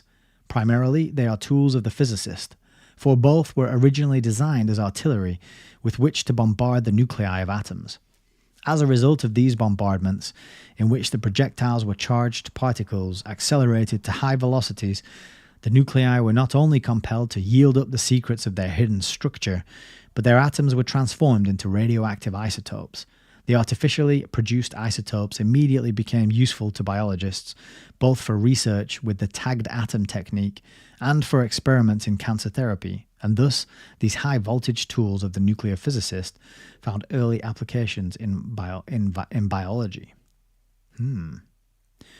It was the biological utility of the accelerators that attracted the attention of the Foundation and influenced its first grants in this field in 1937. One grant went to the University of Minnesota to finance the construction of a Van der Graaf generator and provide support of isotope research at the university and the affiliated Mayo Foundation. A second grant was given to the University of Copenhagen to enable it to build a cyclotron, again to produce isotopes for medical and other biological research. There was still another cyclotron grant made that year. It went to Paris, where the Collège de France, the Institute of Physical Chemistry at the Sorbonne, the Rothschild Foundation, and the Radium Institute had joined forces for studies with radioactive isotopes. Since then, funds to assist the construction and operation of high-voltage accelerators have been given to half a dozen universities, i.e., to California, Rochester, Washington, and Stockholm for cyclotrons, to Massachusetts Institute of Technology for an electrostatic generator, and to the University of Sao Paulo, Brazil, for a betatron. The betatron is a third type of accelerator so named because it uses beta particles as projectiles, but like the others it bombards atomic nuclei and transforms them into radioactive isotopes. The grant to the Massachusetts Institute for an electrostatic generator is of particular interest, for the purpose here was to enable Professor Van der Graaf to build a perfected model of his invention. He had been called on during the war to supervise the construction of a number of high-voltage machines needed in various defense projects and hospitals, and in fulfilling these demands had assembled a team of physicists, electronic engineers, and mechanics who were experts on this type of apparatus. When hostilities ceased, Van der Graaf wished to get back to his research in nuclear physics, but requests came from several laboratories abroad asking him to supply generators embodying his latest design. It was finally decided that he would hold his construction team together long enough to build one thoroughly engineered apparatus for his own use and as a prototype for subsequent copies. It would incorporate all the improvements developed during the wartime period of quickened experimentation, and thus provide the top research implement in the particular field for which it was adapted. At the same time, it was agreed, blueprints of the new design would be supplied without charge to other laboratories wishing to duplicate it. The Foundation's action supplied funds for the construction of this master generator. Similarly, the assistance given the University of California was to back up the work of the inventor of the cyclotron. Beginning in I'm kind of struggling with this chapter because I don't know how any of this stuff relates to like public health and well-being. Sounds like they're just investing in, I don't know what. They're trying to open portals to other worlds or something. Beginning in 1930, with a small-scale model with a diameter of only 4 inches, Professor Lawrence, aided by pioneering grants from the Research Corporation, had progressively increased the size and power of his machine until, in 1938, he was engaged in building one of 60 inches in diameter. It was designed to be the most powerful accelerator of its day, capable of speeding particles to energies exceeding 25 million electron volts. Because of this voltage, special precautions were required to shield operators against radiation effects, and the Foundation's first grant was $30,000 to provide these protective devices. An additional $50,000 was given in 1939 to support medical and biological research with the machine. Even before the 60-inch cyclotron was completed, Lawrence began drawing plans for a giant with a diameter of 184 inches. Its calculated energy output was to be within the range of 100 million to 300 million electron volts. That just reminds me of Dr. Evil there. 100 million. Particles impelled by such energies should be capable of forcing out of atomic nuclei the mysterious subatomic particles now known as mesons, which have been discovered among cosmic rays. Physicists believe that these mesons, I don't know how to say that, but I'm going to go with mesons, which were intermediate in mass between the lightweight electrons and the heavyweight protons, had something to do with the binding forces which hold nuclei together. The study of mesons was therefore of top importance to nuclear physicists. In any event, the 184-inch cyclotron would provide man with his most penetrating tool for reaching into the atomic nucleus, that unexplored world within the invisible core of the atom. Like, is he writing this with a straight face? I don't think so. It was on this basis that Professor Lawrence and his associates at the University of California appealed to the Foundation. No one could then be sure that biological or medical research required such a high-powered implement. 60-inch and even smaller cyclotrons were presumably adequate for producing isotopes for tracer or therapeutic use. But atomic investigation called for the heaviest possible artillery. It was purely as an instrument of basic research to obtain new knowledge, to explore the little-known realm of spinning particles and mighty forces which constitute the atomic nucleus, that its sponsors proposed the construction of the 184-inch cyclotron. The estimated cost was $1.4 million. The Foundation voted $1.15 million, the University of California to raise the balance, and so in 1940 work began at Berkeley on this unprecedented tool. As the president of the Foundation wrote in his annual report, and I'll just point out that that's him referring to himself in the third person there, because he is the president, or he was. So no, actually, maybe this is a different president when he's writing this. Wrote in his annual report, quote, "It is an adventure in pure discovery, motivated by the unconquerable exploring urge within the mind of man. It is a mighty symbol, a token of man's hunger for knowledge, an emblem of the undiscourageable search for truth, which is the noblest expression of the human spirit. The giant cyclotron was designed and its construction proposed before the outbreak of Hitler's war in Europe. And in supporting the project, there was no thought in the trustees' minds that it would have military value, nor was this argument ever advanced. But, as events turned out, the project provided a key tool for the research which produced the atomic bomb. It was not the cyclotron itself that served as this tool. What proved so useful to the National Defense Research Committee, which was in charge of the early investigations looking to the development of atomic weapons, was the cyclotron's huge and powerful electromagnet. It was designed to be the largest in the world, measuring 184 inches in pole diameter and weighing 4,200 tons. When the Japanese struck at Pearl Harbor in December of 1941, the magnet was still under construction, scheduled to be completed the following November. And just as a side note, we did mention in the last stream that America and the Allies did have foreknowledge about this planned attack on Pearl Harbor, and they allowed it to happen anyway. It was then proposed that the job be put immediately on a 24-hour basis with 3 shifts of workers. Such a schedule, it was argued, would cut the time to less than half.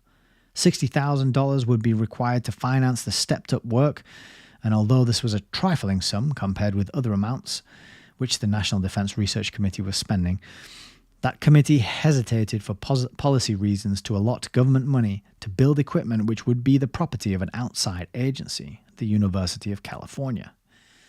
In this dilemma, Professor Lawrence applied to the foundation. He asked for a supplemental grant for expediting the construction of the giant cyclotron and for the purchase of certain associated equipment. Security reasons made it impossible to tell the trustees of the foundation the real background of the request, for at that time the bomb project was the deepest of military secrets. Trustees who wondered why the University of California was coming back so soon for additional help were assured that the need was urgent but could not be stated in specific terms, and so the $60,000 was voted as a matter of faith. This was in January of 1942, and nothing was heard of the project until August 1945, when the explosion of the atomic bomb was publicly announced by President Truman. Then, being free to speak, Professor Lawrence addressed a letter to Warren Weaver. Quote, "At long last I have the very real pleasure of writing you, and through you, the President and trustees, something of the vital part played by the Rockefeller Foundation in the development of the atomic bomb." So just when you thought it couldn't get any worse, they funded Kinsey, they funded Tavistock, China, but just when you thought they couldn't get worse, they also had a key role in the development of the atomic bomb. I shall never forget how you and President Fosdick responded so promptly to our need for additional funds to expedite the completion of the giant magnet, and I am so glad that there is now a story to tell that is in a measure of recompense for your extraordinary support. What had been happening behind the scenes was this. The magnet had been used experimentally to increase the yield of the pure fissionable U-235, and while the electromagnetic method was the last to be started in development, it was the first to get into large-scale production of material. As Lawrence stated in his letter, "I believe it is true that it was the assurance in 1942 that this method at least would pan out that gave Dr. Bush and Dr. Conant final confidence in recommending the necessary large-scale expenditure of funds," end quote. And just as a side note, Conant, this person here just said Dr. Conant. Dr. Conant's granddaughter is an author, and I have, I got 4 of her books, and 2 that are, one of them that I should definitely just quickly show you, because it was one of those things that I was like, what? Is this one here, which is the Irregulars. So you can see here, this is Jeanette Conant, and she is actually the, I think, granddaughter of this Dr. Conant we were just talking about. This is the Irregulars, and this is Roald Dahl and the British spy ring in wartime Washington. So I grew up reading the Roald Dahl books, you know, Charlie and the Chocolate Factory and James and the Giant Peach, the Danny the Champion of the World. And it turns out he's a spy. I didn't know that. And then also I think Ian Fleming is also in here as well. So that's Jeanette Conant. So she has that book, The Irregulars. She has a lot of books, but that's an interesting one. But then she also has this one here, 109 East Palace, Robert Oppenheimer, and the Secret City of Los Alamos. So Los Alamos is the place where the team all went to work on and develop the bomb. Which, if you've seen was it last year the film Oppenheimer came out? You will probably know that. So that's just a little fun factoid there about Dr. Conant. If you want to kind of learn more from his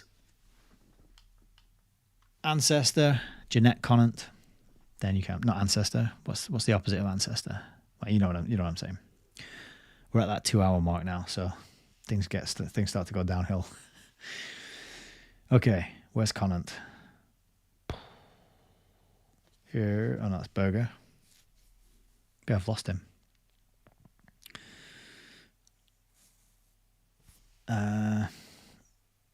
Shouldn't have interrupted myself there, should I, to give you that little tidbit of information. Svedberg, J.W. Beams. I didn't lose my page, did I? Right, bear with me a sec. We will. I'll just review some of the comments while I quickly figure out where I was. Oh, there's loads of stuff going on here. Tree Toucher flows better. Okay, we'll go with Tree Toucher then.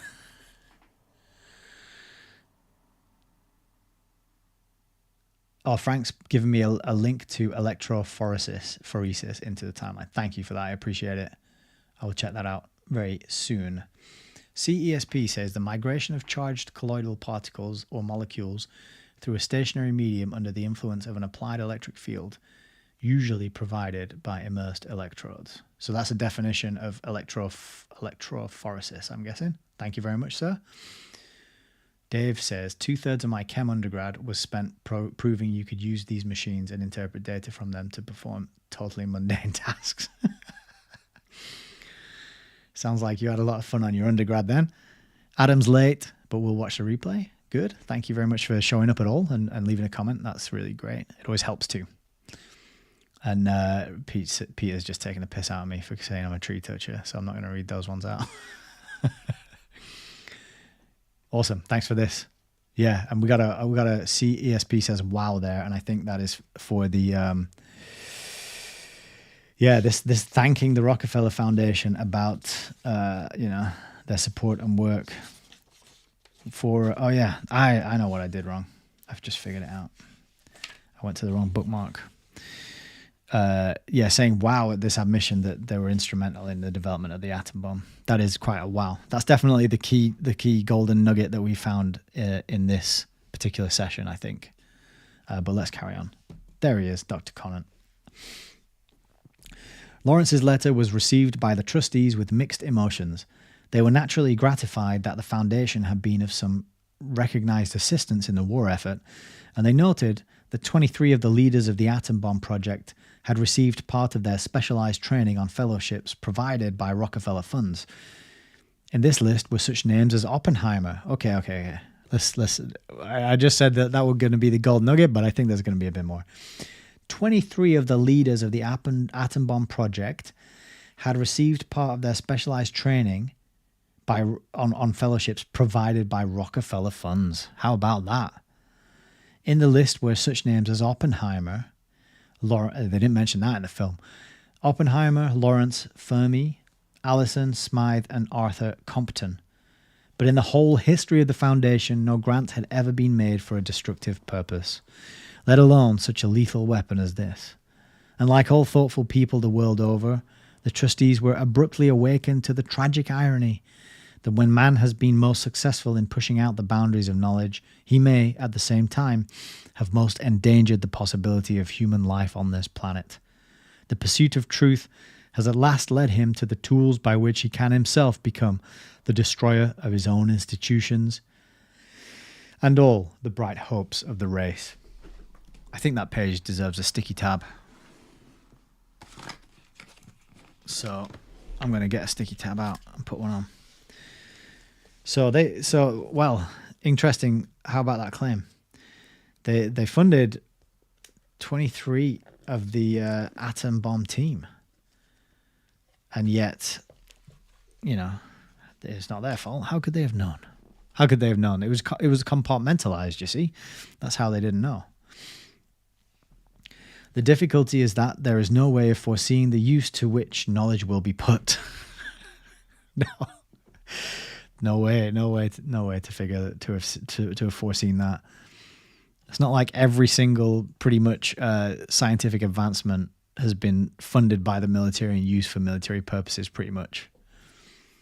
No way of foreseeing the use of that knowledge, is there? We are driven back to a question of human motives and desires. There is scarcely a scientific formula or a process or a commodity or an instrument which cannot be used destructively if that is what we elect to do with it. We are ethically unprepared for the responsibilities of vast physical power. Men are discovering the right things, but in the wrong order. Well, you see, this is what happens when you completely divorce, when you step into this totally hyper-rational, left-brained, sort of materialistic, atheistic worldview, isn't it? Meanwhile, the giant cyclotron at the University of California has been turned to problems of basic nuclear research. The earlier speculation as to whether or not it would be capable of smashing mesons out of nuclei led to experiments that brought gratifying results in 1948. It was shown that the bombarding beam did produce mesons. Prior to this, these subatomic particles of intermediate mass had been observed only in the debris resulting from the chance collision of a cosmic ray. But now it was possible to produce them at will in the laboratory and to plan controlled experiments for their study. The pursuit of truth has not yielded to pessimism. Part 4. Astrophysical research requires telescopes, spectrographs, photometers, thermocouples, photographic plates, and a variety of other specialized tools. The Foundation's equipment grants in this field number 3, a joint fund given the University of Leiden and the Union Observatory at Johannesburg to purchase a telescope and auxiliary apparatus for a cooperative photographic survey of stars of the Southern Hemisphere, an appropriation to the University of Oslo for instrumenting its Institute of Astrophysics, and $550,000 to the California Institute of Technology to complete the construction of the 200-inch telescope, for which the International Education Board gave $6 million in 1928. The 200-inch telescope enlisted the services of scores of highly trained specialists in many fields. Astronomers and astrophysicists laid out the specifications of what they wanted and proceeded to design the instruments. But in addition, it proved necessary to call in physicists, geophysicists, glassmakers, metallurgists, optical experts, electrical experts, architects, and engineers to contribute their specialized knowledge and skills. Although many men were involved in the later stages, the idea of this huge eye to peer through 1,000 million light years originated with one man, George Ellery Hale. And at the dedication in 1948, the instrument was appropriately named the Hale Telescope.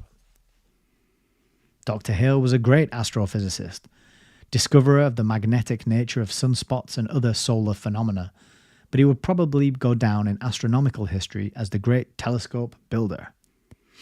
Before he projected this largest of his undertakings, Hale had already launched 2 world centers of astronomical research, the Yerkes Observatory in the University of Chicago in the early 1890s and the Mount Wilson Observatory in the Carnegie Institution in the early 1900s. At Yerkes, he built the world's largest refracting telescope with a lens of 40 inches diameter, and at Mount Wilson, the largest reflector with a mirror of 100-inch diameter.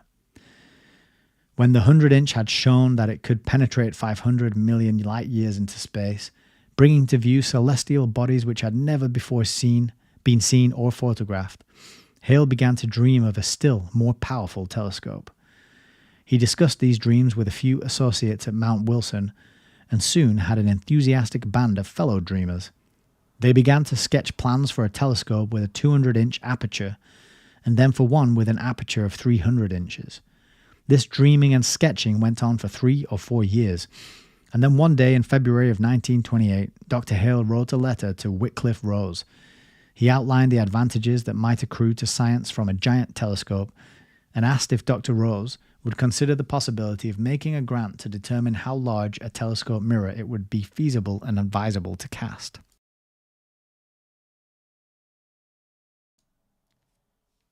Rose replied at once, "It is a matter that interests us. We shall be very glad to discuss it with you." And some weeks later, during a trip to the West Coast, he stopped at Pasadena and spent a day with Hale. That was a fruitful day for astronomy. For at its end, Rose was filled with enthusiasm for the project, which by now had grown far beyond the original request for an exploratory grant. Hale and his associates decided that a mirror of 200 inches was the logical next step beyond the existing 100-inch at Mount Wilson, and were confident that a construction of this magnitude was feasible. So the project now was not merely one of prospecting the possibilities, it was that of designing and building such a telescope.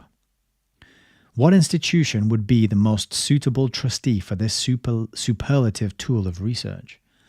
In his February letter, Dr. Hale had raised this issue, suggesting that the telescope might be given either to the Carnegie Institution of Washington for operation in connection with its Mount Wilson Observatory, or to the National Academy of Sciences for operation under a joint committee of astronomers and physicists. A later suggestion was that an independent board be set up to own the instrument. At the same time, Dr. Hale called attention to the California Institute of Technology. Its prestige as a center of graduate education was an argument in its favor, for the advantage of linking research with teaching is well recognized. Moreover, the proximity of the institute to the Mount Wilson Observatory would make possible the closest cooperation between the two. The final choice fell on the California Institute of Technology, and to it the International Education Board made its appropriation of $6 million. Dr. Hale had estimated that from 4 to 6 or more years would be required to design, build, and install the telescope and auxiliary equipment in suitable observatory housing. Accordingly, the board made its appropriation in the form of a commitment from which funds would be allotted to the California Institute as rapidly as the work required. Actually, a war intervened and 20 years elapsed before the authorization of the project in 1928 and the dedication of the Hale telescope on Palomar Mountain in 1948. Meanwhile, both Rose and Hale had died, and the International Education Board had long since wound up its affairs and terminated its existence. But the General Education Board assumed responsibility for completing the financial obligations of the pledge as they fell due, and the National Sciences Division of the Foundation served the boards as technical advisor on the project. After the war, with both labor and material costs higher, it was apparent that the original appropriation would be insufficient to complete the construction. Moreover, when the mirror had been hauled to the peak of Palomar and set in its steel mounting, the support system encountered certain minor unanticipated difficulties. There was further delay and expense in correcting and adjusting the supporting mechanisms. The Rockefeller Foundation made its supplementary grants to care for these additional costs and expenses, and finally, in January of 1949, the instrument was placed for the first time on a regular schedule of observations. Thus, all 3 Rockefeller boards participated in the 20-year project and contributed a total of $6.55 million. This money was not spent on the telescope alone, for a 200-inch reflector without auxiliary equipment, housing, service facilities, and other requisites for successful operation would be a white elephant indeed. Part of the fund went to build the Great Dome, about the same size as the Pantheon in Rome, and to provide other buildings for housing the observatory. Part went to construct the 3 smaller telescopes of the Schmidt type, which serve as feeders to the 200-inch. The Schmidts are really wide-angle cameras capable of photographing broad areas of the sky, and from these photographs, the astronomers select particular objects to be investigated with the 200-inch. Without the Schmidt's smaller but wide-eyed to scan the heavens for it, the 200-inch would be greatly handicapped. The full operation of the 200-inch telescope also calls for spectrographs and other subsidiary instruments, all of which were provided as part of the Palomar Observatory installation. Before he was willing to recommend the telescope project to his board, Dr. Rose assured himself that it would have the full cooperation of the Carnegie Institution of Washington. He did not wish to launch a rival to Mount Wilson Observatory. The cooperation was assured in advance and has been loyally and generously available, both in the planning, designing, and supervising of the construction and in the subsequent operation of the 200-inch. In fact, as the great instrument neared completion, the California Institute of Technology and the Carnegie Institution of Washington joined in an agreement to merge the 2 observatories under one director and operate them as a single astronomical research agency. Certain problems can best be tackled with the 100-inch and lesser telescopes of Mount Wilson, whereas there are other problems for which the greater light-gathering power of the 200-inch makes it the indispensable instrument. The unified plan of operation gives the surest promise that the incomparable resources of both Mount Wilson and Palomar, their teams of scientists as well as their teams of instruments, will be utilized to their full, with no duplication of effort or waste of precious observing time. It presents also an impressive example of that collaboration between free men, which is the very life of science. Superficially, the 200-inch telescope and the lesser projects in astronomy which have received foundation aid would seem to be far removed from the main interest of the natural sciences program. What possible relationship can there be between the stars and experimental biology? And is there anything more foreign to human values than astrophysics? The answer to such queries lies in human history. The stars were man's first teachers of the orderliness of nature. It was through his observations of the cycle of day and night, the sequence of the seasons, the phases of the moon, and the wanderings of the planets among the stars, that man derived his first glimmering concept of the reign of law in nature. On that concept rests the whole magnificent structure of such civilization as we have attained, a faith in the universal interrelatedness of things, in the unity and integrity of of nature. Freudian slip there, isn't it? I was just thinking, though, that this description, like the orderliness of nature, it's not because it was created that way, because it has the intricacies and the incredible artistry and balance of an intelligent design. No. It's, nature is just orderly.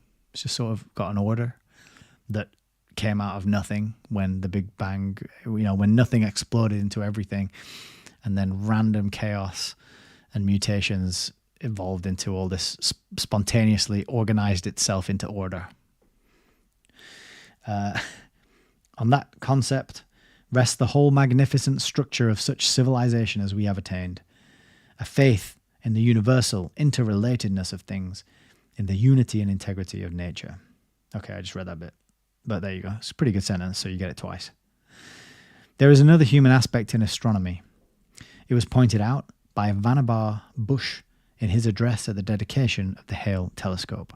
Quote, "In no other discipline, not even, I dare say, in those whose field is life itself, do men confront mystery and challenge of the order of that which looms down upon the astronomer in the long watches of the night.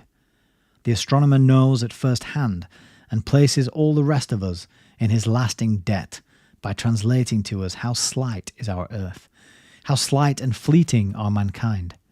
But more than that, he senses more closely than can we, I think, the majesty which resides in the mind of man, because that mind seeks in all its slightness to see, to learn, to understand at least some little part of the mysterious majesty of the universe. No calling brings more sharply into focus the seeming disparity between man and the cosmos. And yet, no calling reflects more steadily the fact, both prideful and humbling at once, that the reaches of the intelligence of man are vast, and that his will strives to encompass even the fabulous reaches beyond the stars. It is in the humility thus engendered that men recognize their individual insufficiency, and recognizing it, join as free spirits in cooperation and collaboration. The Great Telescope on Palomar is more than a superb tool of astrophysical research. It is also a mighty symbol of human aspiration and collaboration in confronting the unknown, a sign and token of the inquiring mind whose never-ending search for truth is man's unique distinction among living things. That is the end. Chapter 14. And the next one is Chapter 15, Agriculture, which I'm sure will be also extremely revealing. So, what do you think about that one? Another long stream. I'm going to have to work hard to get these down to 2 hours, aren't I? I don't think it's going to be very likely or doable, but let's have a quick review of the comments and then we'll wrap it up.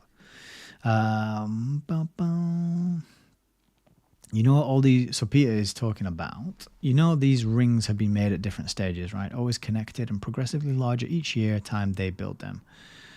Takes months to get them all to full speed. Are you talking about the these collider things that they're building and smashing particles together to build to find out what the subatomic particles are?